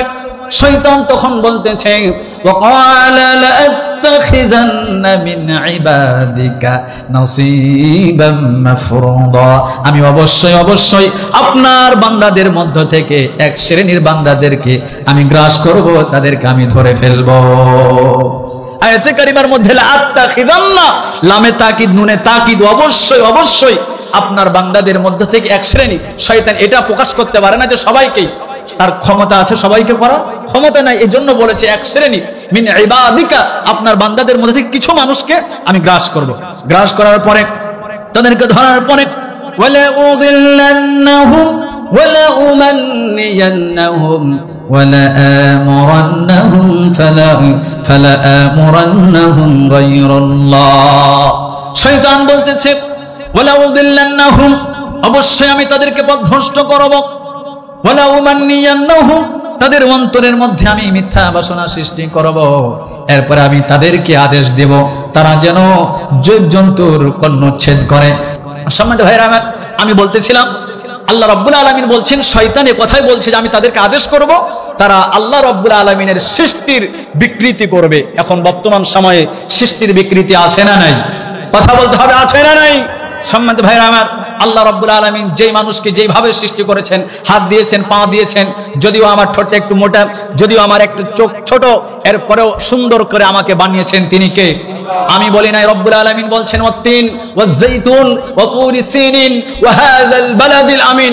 4টা কসম কাটার পর আল্লাহ পাক বলছেন লাকাদ খালাকনাল ইনসানা মিন আহসানি তাকওয়িম, আমি মানুষকে সুন্দর আকৃতি দিয়ে সৃষ্টি করেছি। তাই মানুষ যদিও আমাদের কাছে অসুন্দর মনে হয়, কিন্তু অসুন্দর নয়, সুন্দরভাবে বানিয়েছেন তিনি কে? জবান খুলে পড়ি, তিনি কে? এত সুন্দর করার পরেও মা বোনেরা এই সুন্দর নিয়ে সন্তুষ্ট থাকতে পারে না, বিউটি পার্লারে যায়, যাওয়ার পরে ভুরুক লাভ করে। আছে না নাই? কথা বলতে হবে, আছে না নাই? ওয়াল্লাহি আল্লাহর কসম, যেই নারী, যেই যুবতী বোন এমন কাজ করে, সে আল্লাহর সাথে পাল্লা দেওয়ার চেষ্টা করে যে আমাকে আপনি সুন্দর করেন নাই, তাই বিউটি পার্লারে গিয়ে আমি অনেক সুন্দর হওয়ার চেষ্টা করতেছি, আমার ভুরুক লাভ করতেছি। ইসলাম এটা জায়েজ নাই। কথা বলি ঠিক কিনা? দেখবেন ওরা কিভাবে মেকআপ করে। এক যুবক আরেক যুবককে প্রশ্ন করতেছে যে দুনিয়ার জমিনে, দুনিয়ার ভিতরে অল্প জায়গায়, ছোট জায়গায় বেশি ডেকোরেশন কোন জায়গায়? বলে নারীদের মুখের মধ্যে, মা বোনদের মুখের মধ্যে। কারণ এই জায়গা আশকারা মাস্কারা, আইলানা ফাইলানা কত কি আছে না নাই? কথা বলেন, আছে না নাই? তো এই যে শয়তান বলতেছে আমি তাদেরকে আদেশ করব, আর তারা আল্লাহর সৃষ্টির বিকৃতি করবে, এভাবে করে একটা একটা করে বর্ণনা দিলে অনেক সময় লাগবে। সংক্ষিপ্ত আকারে আপনাদেরকে বোঝানোর চেষ্টা করলাম। তাই তো আল্লাহ সুবহানাহু ওয়া তাআলা জানাই দিচ্ছেন ومن يتخذ الشيطان وليا من دون الله فقد خسر خسرانا مبينا قل الله أكبر আল্লাহ সুবহানাহু ওয়া তাআলা জানাই দিচ্ছেন যেই বান্দা যেই ব্যক্তি আল্লাহ রাব্বুল আলামিনকে বাদ দিয়ে শয়তানকে বন্ধু রূপে গ্রহণ করে আল্লাহ পাক বলছেন অবশ্যই প্রত্যক্ষভাবে সুস্পষ্টভাবে পথভ্রষ্ট হয়ে যায়। সম্মানিত ভাইরা আমার, আল্লাহ রাব্বুল আলামিন বলছেন বান্দারে শয়তান তোমাদেরকে যেই ধোঁকা দেয় যেই মিথ্যা আশ্বাস দেয়, এটা শয়তান তোমাদেরকে যে মিথ্যা আশ্বাস দেয়, মনের মধ্যে তোমাদেরকে যে ওয়াসওয়াসা সৃষ্টি করে দেয়, তোমাদেরকে ওয়াদা দেয়, এই ওয়াদাগুলি হচ্ছে একটা ধোঁকা ছাড়া কিছুই না। বান্দারে তোমার কল্যাণ কোন পথে আর অকল্যাণ কোন পথে আমি তো জানি, আমি তোমার এক নাম্বার বন্ধু, কিন্তু আমাকে বাদ দিয়ে শয়তানকে বন্ধু বানিয়েছো। শয়তান তোমার বন্ধুত্বের পরিচয় নিবে না। কিয়ামতের ময়দান যখন কায়েম হয়ে যাবে শয়তান সেই দিন আর বন্ধু থাকবে না, সে তখন আপনাকে আমাকে দোষারোপ করবে, দোষারোপ করে করে শয়তান আপনার আমার থেকে পালায়া যাবে। আল্লাহ সুবহানাহু ওয়া তাআলা এই মর্মে কোরআনুল কারীমের সূরা ইব্রাহিম 22 নম্বর আয়াতে কারিমা দিয়ে জানাই দিচ্ছেন وقال الشيطان لما قضي الأمر إن الله وعدكم وعد الحق ووعدتكم فأخلفتكم قل الله أكبر আল্লাহ সুবহানাহু ওয়া তাআলা জানাই দিচ্ছেন যখন জিন ইনসানের মধ্যে চূড়ান্ত ফয়সালা হয়ে যাবে শয়তান তখন বলবে নিশ্চয় আল্লাহ তাআলার ওয়াদা সত্য, আল্লাহ ওয়াদা দিয়েছিলেন, আল্লাহর ওয়াদা সত্য, আমিও তোমাদেরকে ওয়াদা দিয়েছিলাম কিন্তু আমার ওয়াদা তোমাদের সাথে আমি রাখি নাই। শয়তান তখন বলবে ওয়ামা কানা লি আলাইকুম মিন সুলতান, তোমাদের উপরে আমার কোনো আধিপত্য ছিল না, আমার কোনো ক্ষমতা ছিল না। আনদা আউতুকুম ফাস্তাজাবতুম লি, আমি তোমাদেরকে ডেকেছি, তোমরা আমার ডাকে সাড়া দিয়েছো। আমি বলেছি দুনিয়ার মানুষ সুদ খাও, দুনিয়ার মানুষ ঘুষ খাও, দুনিয়ার মানুষ জিনা ব্যভিচার করো, দুনিয়ার মানুষ রাহাজানির মধ্যে চলে আসো, দুনিয়ার মানুষ টেন্ডারবাজি করো। আমি শুধু তোমাদেরকে ডেকেছি, তোমরা আমার ডাকে সাড়া দিয়েছো। তোমরা যদি না আসতা আমি জোর করে তোমাদেরকে আনতে পারতাম না। তাই শয়তান বলবে ফালা তালুমুনি ওয়ালুমু আনফুসাকুম, এখন আমাকে দোষারোপ করো না, তোমরা নিজেরা নিজেদেরকে দোষারোপ করো। মা আনা বিমুসরিখিকুম ওয়া মা আনতুম বিমুসরিখি, আমি তোমাদেরকে এই বিপদ থেকে উদ্ধার করতে পারবো না, তোমরাও আমাকে উদ্ধার করতে পারবে না। ইতিপূর্বে তোমরা যে আল্লাহর সাথে আমাকে শিরিক করেছো এটা তোমরা ওয়াহিদুক করেছো। তাই আল্লাহ পাক বলছেন ইন্নাল যালিমিনা লাহুম আযাবুন আলীম, নিশ্চয় জালিমদের জন্য রয়েছে যন্ত্রণাদায়ক শাস্তি। তাই যারা আল্লাহকে বাদ দিয়ে শয়তানকে বন্ধুরূপে গ্রহণ করে নাই তার হায়াতের মধ্যে সময়ের মধ্যে, এই জন্য আল্লাহ রাব্বুল আলামিন বলছেন ওয়াল আসর, সময়ের শপথ, সময়ের কসম, ইন্নাল ইনসানা লাফি খুস, নিশ্চয় সকল মানুষ ক্ষতির মধ্যে। 4 নাম্বার 5 নাম্বার বিষয়, যারা সরল সঠিক পথ পদ্ধতি নিয়ম না মেনে আমল করে। আল্লাহ পাক কোরআনুল কারীমের সূরা কাহফ 103-4 নম্বর আয়াতে কারিমার মধ্যে বলছেন কুল হাল উনাব্বিউকুম বিল আখসারিনা আমালা, যে কুল হে নবী আপনি বলুন আমি কি তোমাদেরকে খবর দিব এমন সমস্ত ব্যক্তিদের সম্বন্ধে যাদের আমলের দিক দিয়ে, যারা আমলের দিক দিয়ে অধিক ক্ষতিগ্রস্ত। আল্লাযীনা দাল্লা সা'য়ুহুম ফিল হায়াতিদ দুনিয়া ওয়া হুম ইয়াহসাবুনা আন্নাহুম ইহসিনুনা সুনআ, যাদের পার্থিব জীবনের দৌড়ঝাঁপ, সমস্ত দৌড়ঝাঁপ সরল পথ থেকে, ইসলামের পথ থেকে বিচ্যুত হয়েছে, আলাদা হয়েছে। ওয়া ইয়াহসাবুনা আন্নাহুম ইহসিনুনা সুনআ, অথচ তারা মনে করে, তারা ধারণা করে যে আমরা যা কিছু করতেছি কল্যাণকর ভালো কাজ করতেছি। এমন পথ পদ্ধতি ও সময়ের মধ্যে না বাইরে, সময়ের ভিতরে। মনে করেন সূর্য যখন উঠে, সূর্য যখন খাড়া থাকে, সূর্য যখন ডুবে, এই 3 সময় নামাজ পড়া মাকরু। 3 সময় কি নামাজ পড়া মাকরু? 2 ঈদের দিন রোজা রাখা নিষেধ। কেউ যদি 2 ঈদের দিন মানে রোজা রাখে এটা আল্লাহর আইন মতো, রাসূলুল্লাহর তরিকা মতো কি হবে? কথা বলি হবে। এই জন্য বলা হচ্ছে যাদের পার্থিব জীবনের দৌড়ঝাঁপ, সমস্ত কাজগুলি সরল পথ থেকে, ইসলামের পথ থেকে বিচ্যুত হয়েছে, আলাদা হয়েছে, অথচ মনে করে আমি তো ভালো কাজ করতেছি।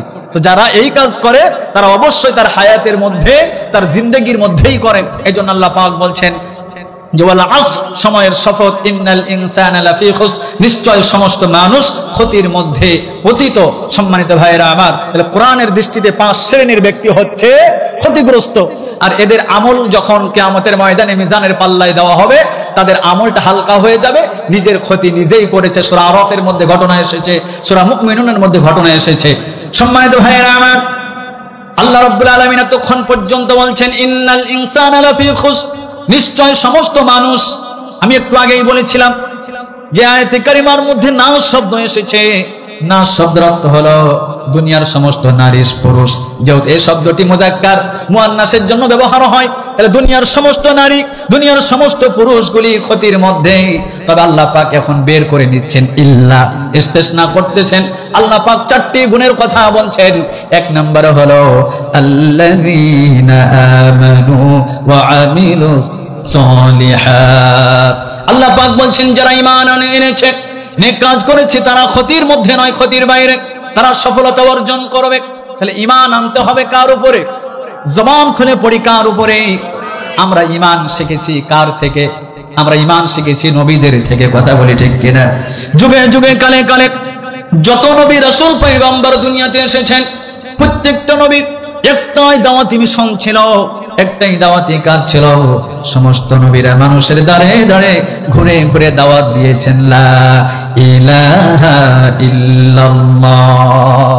তাই আমরা নবীদের কাছ থেকে ঈমান শিখেছি।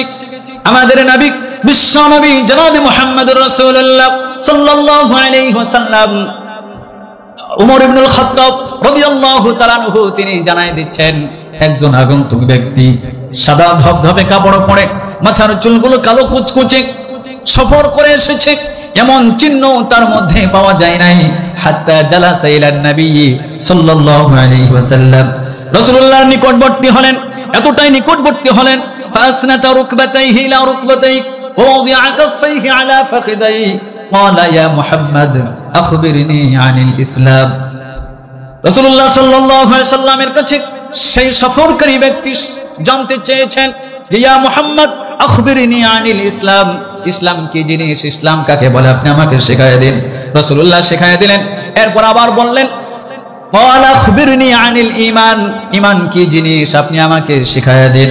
রাসূলুল্লাহ সাথে সাথে শেখায় দিলেন, আন তুমিনা বিল্লাহি ওয়া মালাইকাতিহি ওয়া কুতুবিহি ওয়া রুসুলিহি ওয়াল ইয়াউমিল আখির ওয়া তুমিনা বিল কদরি খাইরি। পড়ি আল্লাহু আকবার। রাসূলুল্লাহ সাল্লাল্লাহু আলাইহি ওয়াসাল্লাম বললেন, তুমি আল্লাহর প্রতি ঈমান আনবা, রাসূলের প্রতি ঈমান আনবা, ফেরেশতা সমূহের প্রতি ঈমান আনবা, আসমানি কিতাব সমূহের প্রতি ঈমান আনবা, রাসূলদের প্রতি ঈমান আনবা, পরকালের প্রতি ঈমান আনবা, এমন কি ভাগ্যের ভালো মন্দ তাকদীরে যা কিছু আছে সব কিছুর প্রতি ঈমান আনবা। রাসূলুল্লাহ যখন এই কথা বলেছেন, সেই ব্যক্তির সঙ্গে সঙ্গে বলছেন, ক্বালা সাদাকতা, আপনি সত্য বলেছেন। আমার ভাইয়েরা, রাসূলুল্লাহকে যে ব্যক্তি প্রশ্ন করলেন তিনি আর কেউ নয়, তিনি হচ্ছেন হযরতে জিবরাইল আলাইহিস সালাতু ওয়াস সালাম। তিনি রাসূলুল্লাহকে সাহাবায়ে কেরামের সামনে কথা প্রশ্ন করলেন, যাতে করে সাহাবায়ে কেরাম ঈমান শিখে ফেলতে পারে। পড়ি সুবহানাল্লাহ। রাসূলুল্লাহ ঈমান শিখায় দিয়েছেন। আমরা রাসূলের কাছ থেকে ঈমান শিখেছি, আর ঈমান এনেছি কার উপরে? জবান খুলে পড়ি, কার উপরে? এই ঈমানের দাওয়াত রাসূলুল্লাহ সাল্লাল্লাহু আলাইহি ওয়াসাল্লাম দাঁড়ে দাঁড়ে ঘুরে ঘুরে মানুষের মাঝে তিনি দিয়েছেন। রাসূলের জীবনী পড়তে গিয়ে দেখলাম, রাসূলের চাচা আবু তালিব তার মাথার ছাতা হয়ে থাকতেন। যদিও তিনি কালেমা পড়ে মুসলমান হন নাই, কিন্তু কোনোদিন তিনি রাসূলকে কষ্ট দেন নাই। রাসূলকে কেউ কষ্ট দিলে তিনি সহ্য করতে পারেন নাই। নবুয়তের 10ম বছর যখন আবু তালিব মৃত্যুবরণ করলেন, রাসূলুল্লাহ সাল্লাল্লাহু আলাইহি ওয়াসাল্লামের উপরে নির্যাতন নিপীড়ন শুরু হয়ে গেল। সেই মাসটি ছিল শাওয়াল মাস। শাওয়াল মাসের মাঝামাঝি জায়গায়, মাঝামাঝি তারিখের দিকে আবু তালিব মৃত্যুবরণ করলেন। রাসূলুল্লাহর প্রতি যখন নির্যাতন শুরু হয়ে গেল, নিপীড়ন শুরু হয়ে গেল, রাসূলুল্লাহ মনস্থ করলেন, মনে মনে ভাবলেন, আমি যদি তায়েফে গমন করি, তায়েফে কালেমার দাওয়াত দিই, কালেমার দাওয়াত পাওয়ার পরে তায়েফবাসী যদি কালেমা পড়ে, ইসলাম শক্ত হবে, আমার হাতল শক্ত হবে। এই মনোভাব নিয়ে রাসূলুল্লাহ তায়েফের ময়দানে চলে গেলেন। যাওয়ার পরে তিনি এক মাস পর্যন্ত কালেমার দাওয়াত দিয়েছেন। তিনি যখন নেতাদের দাঁড়ে দাঁড়ে ঘুরে ঘুরে দাওয়াত দিয়েছেন যে আপনারা কালেমা পড়েন লা ইলাহা ইল্লাল্লাহ, আর আমি রাসূলকে নবী হিসাবে মেনে নেন, রাসূল হিসাবে মেনে নেন, তখন নেতারা বলেছে আল্লাহ বুঝি নবী বানার জন্য অন্য কোনো মানুষকে পাই নাই, তোমাকেই পেয়েছে। পড়ি নাউযুবিল্লাহ। অনেক লম্বা ঘটনা সংক্ষিপ্ত করে আমি আপনাদেরকে শোনাতে চাচ্ছি। রাসূলুল্লাহ সাল্লাল্লাহু আলাইহি ওয়াসাল্লাম মানুষের দাঁড়ে দাঁড়ে ঘুরে ঘুরে কালেমার দাওয়াত দিয়েছেন। তায়েফবাসী কালেমা পড়েন নাই, এমনকি রাসূলুল্লাহ সেই জায়গায় অবস্থান করবেন সেটাও তারা মেনে নিতে পারে নাই। রাসূলুল্লাহর পিছনে তায়েফের দুষ্টু ছেলেদেরকে লাগাইয়া দিলেন, দুষ্টু ছেলেদেরকে লীলাইয়া দিলেন। রাসূলুল্লাহকে তারা পাথরের আঘাত মারতে মারতে এত বেশি মেরেছে, রাসূলুল্লাহর শরীর মোবারক থেকে রক্ত প্রবাহিত হয়েছে।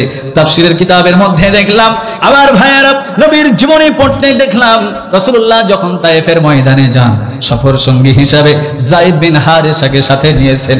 যেহেতু নবীরা মুমিনদের কাছে, মুমিনদের নিকটে কলিজার চেয়ে বেশি প্রিয়, কথা বলি ঠিক কিনা?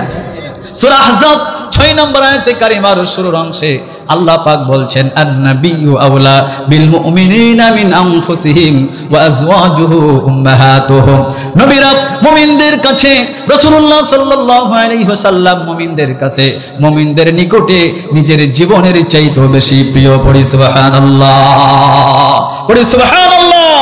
তাহলে তাই আপনার আমার নবীকে কেউ যদি গালমন্দ করে, কেউ যদি ছোট করে, আল্লাহি আল্লাহর কসম, আমার বাবাকে গালি দিয়ে দিবেন, আমার ভাইকে গালি দিয়ে দিবেন, হয়তো সহ্য করে নিতে পারি, কিন্তু রাসূলুল্লাহ সাল্লাল্লাহু আলাইহি ওয়াসাল্লামকে কেউ যদি গালমন্দ করে, ছোট করে, রাসূলের চরিত্রের উপর কথা বলে, মুসলিম তাওহীদি জনতা মেনে নিতে পারে না, তাকে উচিত শিক্ষা দিয়ে ছাড়বে। কথা বলেন ঠিক কিনা?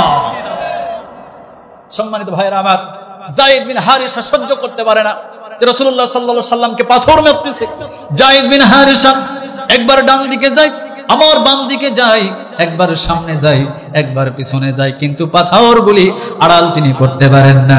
শেষ পর্যন্ত রাসূল যখন দুষ্টু ছেলেদের হাত থেকে একটু দূরে সরে আসলেন, একটি গাছের নিচে বিশ্রাম নিচ্ছেন, ফেরেশতা অবতীর্ণ হয়ে গেল। ফেরেশতারা বললেন ইয়া রাসূলুল্লাহ, আমরা সবকিছুই দেখলাম, সবকিছুই শুনলাম, আপনি শুধুমাত্র আমাদেরকে হুকুম করেন। তায়েফের দুইটি পাহাড়, যারা হাজী সাহেব, যারা তায়েফ দেখেছেন তারা ভালো বুঝবেন, দুই দিকে দুইটি পাহাড়, মধ্যখানে একটি গ্রাম, তায়েফের গ্রাম। তো ফেরেশতারা বলতেছে আপনি হুকুম করুন, দুইটি পাহাড়কে এক জায়গায় করে আমরা আটা পিষা করে তাদেরকে পিষে দেব। যাতে যেমন আটা পিষতে থাকে অনুরূপ ভাবে পাহাড়কে এক জায়গায় করে তাদেরকে পিষে দেব। সেই দিন মায়ার নবী, বিশ্ব নবী জনাব মুহাম্মদ রাসূলুল্লাহ সাল্লাল্লাহু আলাইহি ওয়াসাল্লাম বলেছেন, না না, আমি যদি তাদেরকে বদদুয়া করে ধ্বংস করে দিই, আমি কার মাঝে আমি দাওয়াত দিব, কার মাঝে আমি দাওয়াত দিব? হয়তো এমন হতে পারে তায়েফের মধ্যে এমন একজন ব্যক্তি আসবে, এমন সব ব্যক্তি আসবে যারা কালেমা পড়ে ইসলামের ছায়াতলে যারা অংশগ্রহণ করবে। আমি আমার ছোট্ট জীবনে দেখেছি, আপনাদের মহল্লার মধ্যে বিভিন্ন মসজিদে তাবলিগ জামাত আসে না? কথা বলে আসে কি আসে না? আসে। তো তায়েফ থেকে একটি জামাত এসেছে। তো সেই জামাতের একজন ব্যক্তি, তিনি কালেমার ইমানি বয়ান করতেছেন, ইমানি বয়ান করতে করতে হাউমাউ করে কান্না করে দিয়েছে। তার ভাষা তো আমরা ছোট অবস্থায় বুঝি না, বাংলাদেশের যিনি দোভাষী ছিলেন তিনি বুঝাইয়া দিলেন। সেই ব্যক্তি বুঝাচ্ছে, সেই দিন যদি আমার নবী, বিশ্ব নবী জনাব মুহাম্মদুর রাসূলুল্লাহ সাল্লাল্লাহু আলাইহি ওয়াসাল্লাম বদদুয়া করে দিতেন, আমাদের পূর্বপুরুষ সবাই দুনিয়া ছেড়ে চলে যেত, আমিও দুনিয়াতে আসতাম না, মায়ার নবীকে আমরা চিনতাম না, আল্লাহকে চিনতে পারতাম না। সম্মানিত ভাইরা আমার, রাসূলুল্লাহ সাল্লাল্লাহু আলাইহি ওয়াসাল্লাম দাঁড়ে দাঁড়ে ঘুরে ঘুরে কালেমার দাওয়াত দিয়েছেন। এই জন্য আল্লাহ রাব্বুল আলামিন কোরআনের মধ্যে দলিল দিয়ে দিয়েছেন। কোরআনুল কারীমে সূরা আল ইমরান 193 নম্বর আয়াতে কারিমার শুরুর অংশ, রব্বানা ইন্নানা সামি'না মুনাদিআন ইউনাদি লিল ঈমান আন আমিনু বিরাব্বিকুম ফাআমান্না। আল্লাহু আকবার। আমরা বলি হে আমাদের প্রভু, হে আমাদের রব, একজন আহ্বানকারীকে, একজন ঘোষককে আমরা বলতে শুনেছি আন আমিনু বিরাব্বিকুম, তোমরা আপন রবের প্রতি ঈমান আনো। আমাদের আপন রব তিনি কে? জবান খুলে পড়ি তিনি কে? আল্লাহ রাসূল বলছেন আপন রবের প্রতি ঈমান আনো। আল্লাহ রাসূল যখন আমাদেরকে ঈমান শিখায়া দিচ্ছেন আমরা তখন বলেছি ফাআমান্না, সুতরাং আমরা ঈমান আনলাম কার প্রতি? জবান খুলে পড়ি কার প্রতি? তাহলে আমরা ঈমান শিখলাম রাসূলের কাছ থেকে আর ঈমান আনলাম কার উপরে? আল্লাহর উপরে। ঈমানের দাম কম না বেশি? জবান খুলে পড়ি কম না বেশি? ঈমান আনতে নির্দেশ দিয়েছেন তিনি কে? আল্লাহ সুবহানাহু ওয়া তাআলা কোরআনুল কারীমের সূরা নিসা 136 নম্বর আয়াতে কারিমার মধ্যে বলছেন ইয়া আইয়ুহাল্লাযীনা আমানু আমিনু বিল্লাহি ওয়া রাসূলিহি ওয়াল কিতাবিল্লাযী নাযালা আলা রাসূলি ওয়াল কিতাবিল্লাযী আনজালা মিন ক্বাব। পড়ি আল্লাহু আকবার। আল্লাহ পাক বলছেন হে বিশ্বাসীগণ, হে ঈমানদারগণ, তোমরা আল্লাহর প্রতি ঈমান আনো, রাসূলের প্রতি ঈমান আনো, রাসূলের প্রতি যেই কিতাব অবতীর্ণ করা হয়েছে কোরআনের প্রতি ঈমান আনো। ওয়াল্লাযী আনজালা মিন ক্বাব, ইতিপূর্বে যত আসমানি কিতাব নাজিল হয়েছে সমস্ত কিতাবের প্রতি ঈমান আনো। আল্লাহ পাক ঈমান আনার জন্য নির্দেশ দিচ্ছেন। এরপর আল্লাহ পাক বলছেন ওয়া মান ইয়াকফুরু বিল্লাহি ওয়া মালাইকাতিহি ওয়া কুতুবিহি ওয়া রুসুলিহি ওয়াল ইয়াউমিল আখির ফাকাদ দাল্লা দালালান বাঈদা। আল্লাহ রাব্বুল আলামিন বলছেন কেউ যদি আল্লাহকে অস্বীকার করে, ফেরেশতা সমূহকে অস্বীকার করে, রাসূলদেরকে অস্বীকার করে, আসমানি কিতাবকে অস্বীকার করে, পরকালকে যদি অস্বীকার করে সে ভীষণভাবে পথভ্রষ্ট হয়ে যায়। ঈমানের দাম কম না বেশি? তাহলে ঈমান থাকলে সে পথভ্রষ্ট হয় না, কথা বলি ঠিক কিনা? আর ঈমান না থাকলে কি হয়ে যায়? পথভ্রষ্ট হয়ে যায়। কারণ ঈমান হচ্ছে ফাউন্ডেশন। ঈমান কি? ফাউন্ডেশন। ফাউন্ডেশন যখন ঠিক তার বিল্ডিংও ঠিক। ঈমান নাই তার দুনিয়ার কোনো কিছুই ঠিক নাই। এজন্য ঈমানের দাম অনেক বেশি। যারা ঈমান আনে, ঈমানটাকে ধরে, আল্লাহ পাক কোরআনুল কারীমের সূরা বাকারা 256 নম্বর আয়াতে কারিমার মধ্যে বলছেন, আল্লাহ সুবহানাহু ওয়া তাআলা জানাই দিচ্ছেন লা ইকরাহা ফিদ্দীন قد تبين الرشد من الغي। আল্লাহ পাক বলছেন লা ইকরাহা ফিদ্দীন, ধর্মে কোনো জোর জবরদস্তি নাই। قد تبين الرشد من الغي, নিশ্চয় সুপথ প্রকাশ্যভাবে কুপথ থেকে পৃথক হয়েছে।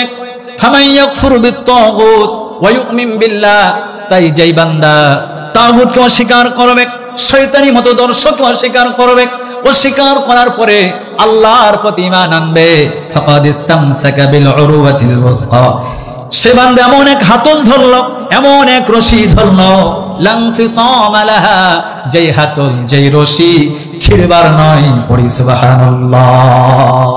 তাহলে ঈমান যারা আনবে তারা কোনোদিন পথভ্রষ্ট হবে না। তার কারণ হলো ঈমান এমন একটি মজবুত রশি, ঈমান এমন একটি মজবুত হাতল, এই হাতল ধরার কারণে, এই রশি ধরার কারণে ঈমানদার বান্দারা পথভ্রষ্ট হতে পারে না। আবার ঈমানদার বান্দাদের ভয়ও থাকে না, কথা বলি ঠিক কিনা? আল্লাহ সুবহানাহু ওয়া তাআলা কোরআনুল কারীমের সূরা হামিম সাজদা, যেই সূরার আরেক নাম হচ্ছে ফুসসিলাত, এই সূরার 30 নম্বর আয়াতে কারিমা দিয়ে আল্লাহ রাব্বুল আলামিন জানিয়ে দিচ্ছেন ইন্নাল্লাযীনা ক্বালু রাব্বুনাল্লাহু সুম্মা ইসতাকামু তাতানাজ্জালু আলাইহিমুল মালায়েকা। আল্লাহ পাক বলছেন নিশ্চয় যারা বলে আমার রব আল্লাহ, এই কথা বলার পরে সুম্মা ইসতাকামু, অতঃপর ইস্তিকামাত থাকে, তাতানাজ্জালু আলাইহিমুল মালায়েকা, তার কাছে ফেরেশতা অবতীর্ণ হয়, ফেরেশতা নাজিল হয়। ফেরেশতারা তখন বলে আল্লাহ তাখাফু, ভয় করো না, ওয়ালা তাহজানু, চিন্তা করো না, ওয়া আবশিরু বিল জান্নাহ, সেই জান্নাতের কথা ভেবে আনন্দিত হও, খুশি হও, আল্লাতী কুনতুম তুআদুন, যেই জান্নাতের প্রতিশ্রুতি, যেই জান্নাতের ওয়াদা আল্লাহ রাব্বুল আলামিন তোমাদেরকে দিয়েছেন। পড়ি সুবহানাল্লাহ।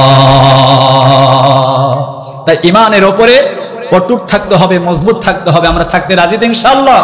যদি ঝড় আসুক না কেন, অনেক ডান দিক থেকে, বাম দিক থেকে, সামন থেকে, পিছন থেকে লোভ লালসা আসবে ঈমান ছেড়ে দেওয়ার জন্য, কিন্তু আমরা কেউ ঈমান ছাড়বো না। ঈমানের উপরে অবিচল আমরা থাকবো ইনশাআল্লাহ। তাই তো আমাদের ফরিয়াদ, ঈমানের পথে অবিচল থেকে আমার মরণ যেন হয়, তোমারই কাছে মিনতি আমার, মহামহিম দয়াময়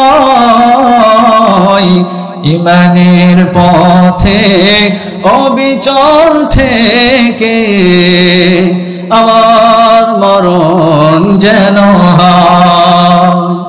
প্রতিদিন মিথ্যের মুখোমুখি হয়, বেদিন ফাঁসে কেরা করে হইচই, আজাজিলে সে গুমরাহি সুর গান করে তুলে মোহময়। ইমানের পথে অবিচল থেকে আমার মরণ যেন হয়। পড়ে আমিন। আল্লাহ পাক এ কথাই বলছেন, ইল্লাল্লাযিনা আমানু, যারা ঈমান আনবে তারা ক্ষতি থেকে বেঁচে যাবে, তারা সফলতা অর্জন করবে। তার ঈমান এনে আমরা কি করলাম? ফাউন্ডেশন দিলাম।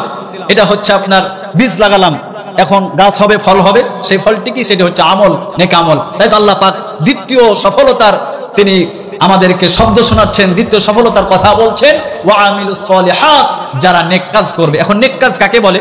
কোরআন হাদিসের দৃষ্টিতে ইসলামী শরিয়া আইন মতো, আল্লাহর আইন মতো, রাসূলুল্লাহ তরিকা মতো যেই সমস্ত কাজ করা হয়, যেমন নামাজ, রোজা, হজ, যাকাত, পিতামাতার খেদমত, মানুষের সাথে সদাচরণ, গরিব দুঃখী অসহায় মানুষদেরকে দান সদকা করা, ইত্যাদি ইত্যাদি যত ভালো কাজ আছে, এগুলো সব হচ্ছে নেক আমল। কথা বলে ঠিক কিনা?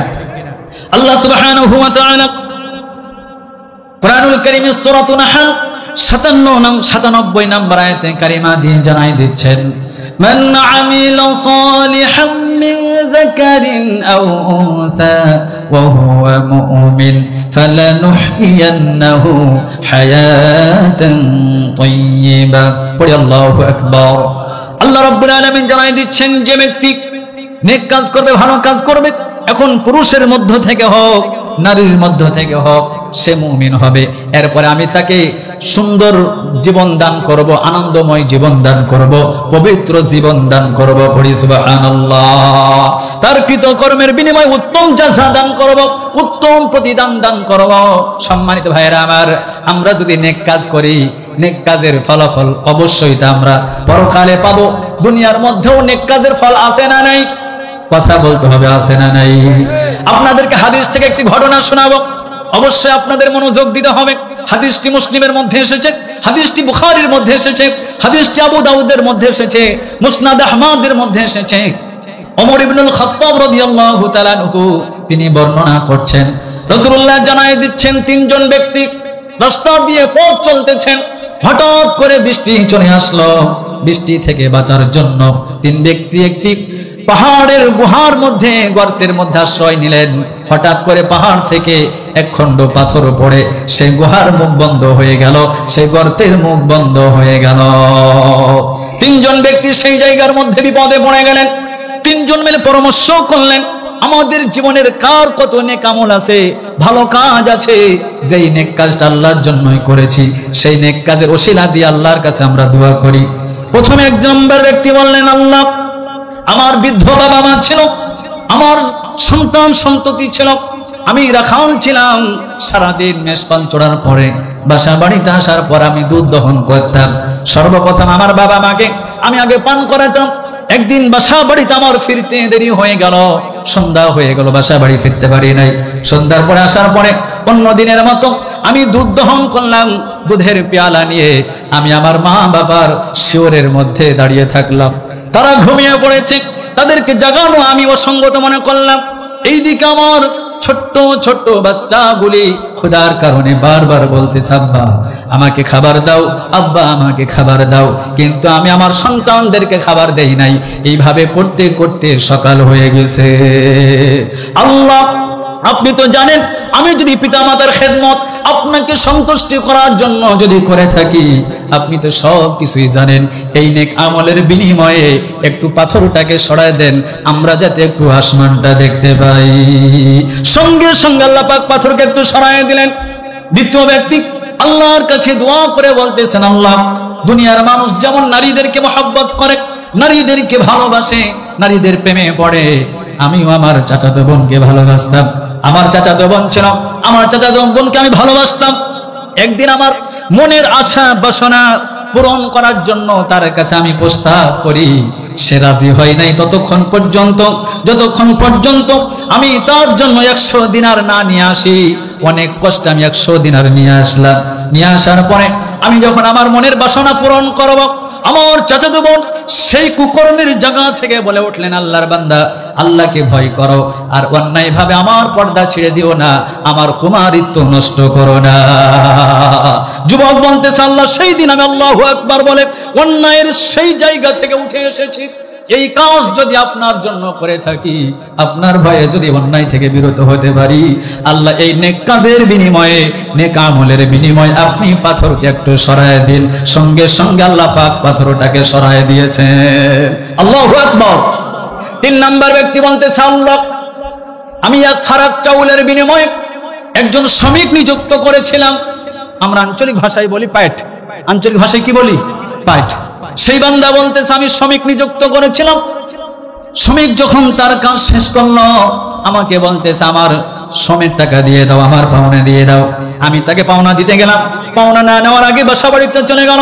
তার পাওনা টাকা দিয়ে আমি গরু কিনেছি। গরুর অনেক বড় পাল হয়েছে, রাখাল অনেকগুলি হয়েছে। অনেক দিন পরে সেই ব্যক্তি চলে আসলো। আসার পরে বলতেছে, আল্লাহর বান্দা, আল্লাহকে ভয় করো, আমার পাওনা আমাকে দিয়ে দাও। সেই ব্যক্তি বলতেছে, ওই যে দেখো গরুর পাল দেখা যায়, ওই রাখাল দেখা যায়, এই গরু এবং রাখাল তোমার, তুমি নিয়ে চলে যাও। সেই ব্যক্তি বলতেছে, আল্লাহর কসম করে বলে আমি এমন কিছু বলি নাই, তুমি আমার সাথে ঠাট্টা মশকারি করতেছ, আমি তো এমন বলি নাই, আমার পাওনা আমি চাচ্ছি। সেই বান্দা বলতেছে, না না, তোমার পাওনা টাকা দিয়ে আমি গরু কিনেছিলাম, আস্তে আস্তে করে পাল অনেক বড় হয়েছে, ওই রাখালগুলিও তোমার, গরু নিয়ে যাও, রাখালও নিয়ে যাও। অবশেষে সেই শ্রমিক তার গরুর পাল এবং রাখাল নিয়ে চলে গেল। সেই বান্দা বলতেছে, আল্লাহ এই নেকটা যদি আপনার জন্য আমি করে থাকি, আল্লাহ আজকে এই মুসিবতের সময় আমাদের জন্য আপনি পাথরটাকে সম্পূর্ণ সরায় দেন। সঙ্গে সঙ্গে আল্লাহ রব্বুল আলামিন পাথরটাকে সরায় দিয়েছেন। তারা 3 জন গর্ত থেকে মুক্ত হয়েছে। পড়ি সুবহানাল্লাহ, আওয়াজ দিয়ে পড়ি সুবহানাল্লাহ। তাই তো আল্লাহ রব্বুল আলামিন জানাই দিচ্ছেন কোরআনুল কারীমে সূরাতুল কাহফ 107 নম্বর আয়াতে কারিমা, আল্লাহ পাক বলছেন, ইন্নাল্লাযীনা আমানু ওয়া আমিলুস সালিহাতি কানাত লাহুম জান্নাতুল ফিরদাউসি নুজুলা। আল্লাহ পাক বলছেন, নিশ্চয় যারা ঈমান এনেছে, নেক কাজ করেছে, তাদের আপ্যায়নের জন্য, তাদের মেহমানদারির জন্য জান্নাতুল ফিরদাউস রয়েছে। পড়ি সুবহানাল্লাহ। খালিদিনা ফিহা, সেই জান্নাতের মধ্যে তারা চিরকাল থাকবে। লা ইয়াবগুনা ফিহা আনহা হিওয়ালা, সেই জান্নাত ব্যতীত অন্য কোন জায়গা তারা আর কামনা করবে না। পড়ি সুবহানাল্লাহ। কেন? যারা নেক কাজ করেছে, আমল সালেহ করেছে, আল্লাহ পাক তাদের উত্তম জায়গা জান্নাতুল ফিরদাউস, 8টি জান্নাতের মধ্যে সবচাইতে মনোমুগ্ধকর, সুন্দর, মনোরম পরিবেশ যেই জান্নাতের মধ্যে, সেটা হচ্ছে জান্নাতুল ফিরদাউস। সেটাই আল্লাহ পাক তাদেরকে দিয়েছেন। আল্লাহ পাক বলছেন, মুআমিলুস সালিহাত, যারা নেক কাজ করে, এই নেক কাজ যারা করে তারা ক্ষতির মধ্যে না, তারা ক্ষতির বাইরে, তারা সফলতার মধ্যে রয়েছে। কোথায়? সফলতার মধ্যে রয়েছে। তো নেক কাজের মধ্যে সবচেয়ে উত্তম নেক কাজ হচ্ছে 5 ওয়াক্ত সালাত আদায় করা। সবচেয়ে উত্তম কাজ কি? 5 ওয়াক্ত সালাত আদায় করা। আমরা 5 ওয়াক্ত সালাত আদায় করবো ইনশাআল্লাহ। আমরা কি আদায় করি? আমাদের যদি জিজ্ঞাসা করা হয় যে নামাজ কয় রাকাত বা কয় ওয়াক্ত, রাকাতের সংখ্যা কত, এটা আমরা বলতে পারি না। ছোট্ট একটা ঘটনা আপনাদেরকে আমি শোনাই, কেউ হাসবেন না, হাসির খোরাকের জন্য বলছেন। আমাদের অত্র এলাকার মধ্যে বেনামাজি পরিবার আছে না নাই? এই মসজিদে ইমাম সাহেবকে দাওয়াত দিবে, তো জানে যে হুজুর বেনামাজির বাড়িতে খাবে না, বলতে স্টুপ নামাজের লেবাস কিভাবে পড়তে হয়, বেশ কিভাবে ধরতে হয় আমার ভালো জানা। তো টুপি পড়েছে, জুব্বা পড়েছে, হুজুরকে দাওয়াত দিয়েছে। হুজুর আসার পরে বলতেছে, আপনি কি নামাজ পড়েন? বলে, হ্যাঁ পড়ি। ঠিক আছে, পড়েন কি পড়েন না একটু পরীক্ষা করার দরকার। তখন জিজ্ঞাসা করতে, আচ্ছা বলেন তো দেখি ফজরের কয় রাকাত নামাজ? চিন্তার মধ্যে পড়ে গেছে, হায় হায় খাইছে। এখন আমাকে জিজ্ঞাসা করে আমি এখন কি বলবো? অনেক চিন্তা ভাবনা করার পরে বলতেছে, ফজরের নামাজ 6 রাকাত। ইমাম সাহেব সাথে সাথে সম্মান রেগে গেছে, কি বলেন আপনি? 6 রাকাত ফজরের নামাজ আছে নাকি? ইমাম সাহেব যখন এইভাবে করে ঝড়ি দিয়ে কথা বলেছে, পাশে থেকে তখন তার স্ত্রী ফিসফিস করে বলতেছে, 4 রাকাত 4 রাকাত 4 রাকাত 4 রাকাত। চুপ, বেশি কথা বলবি না। আমি 6 রাকাত বলেছি, বেশি বলেছি। তাই হুজুর রেগে গেছে, 4 রাকাত কম বললে তো হুজুর আরো রেগে যাবে। কথা বলি ঠিক কিনা? সম্মানিত ভাইরা আমার, তো আমরা এমন মুসল্লি আছি, এমন নামাজি আছি যে আমরা আদর্শবাদী মুসলমান। হয়তো মাঝে মধ্যে মসজিদে যেটা হয় এর জন্য যাই, ঈদের নামাজে যেটা হয় এর জন্য যাই, কিন্তু ফজরের নামাজ কয় রাকাত, জোহরের নামাজ কয় রাকাত, ফরজ নামাজ কয় রাকাত, সুন্নাতে মুআক্কাদা কয় রাকাত, এটা আমরা জানি না। কথা বলি ঠিক কিনা? অথচ এই নামাজের মধ্যেই আমাদের কল্যাণ রয়েছে। ঠিক কিনা বলেন?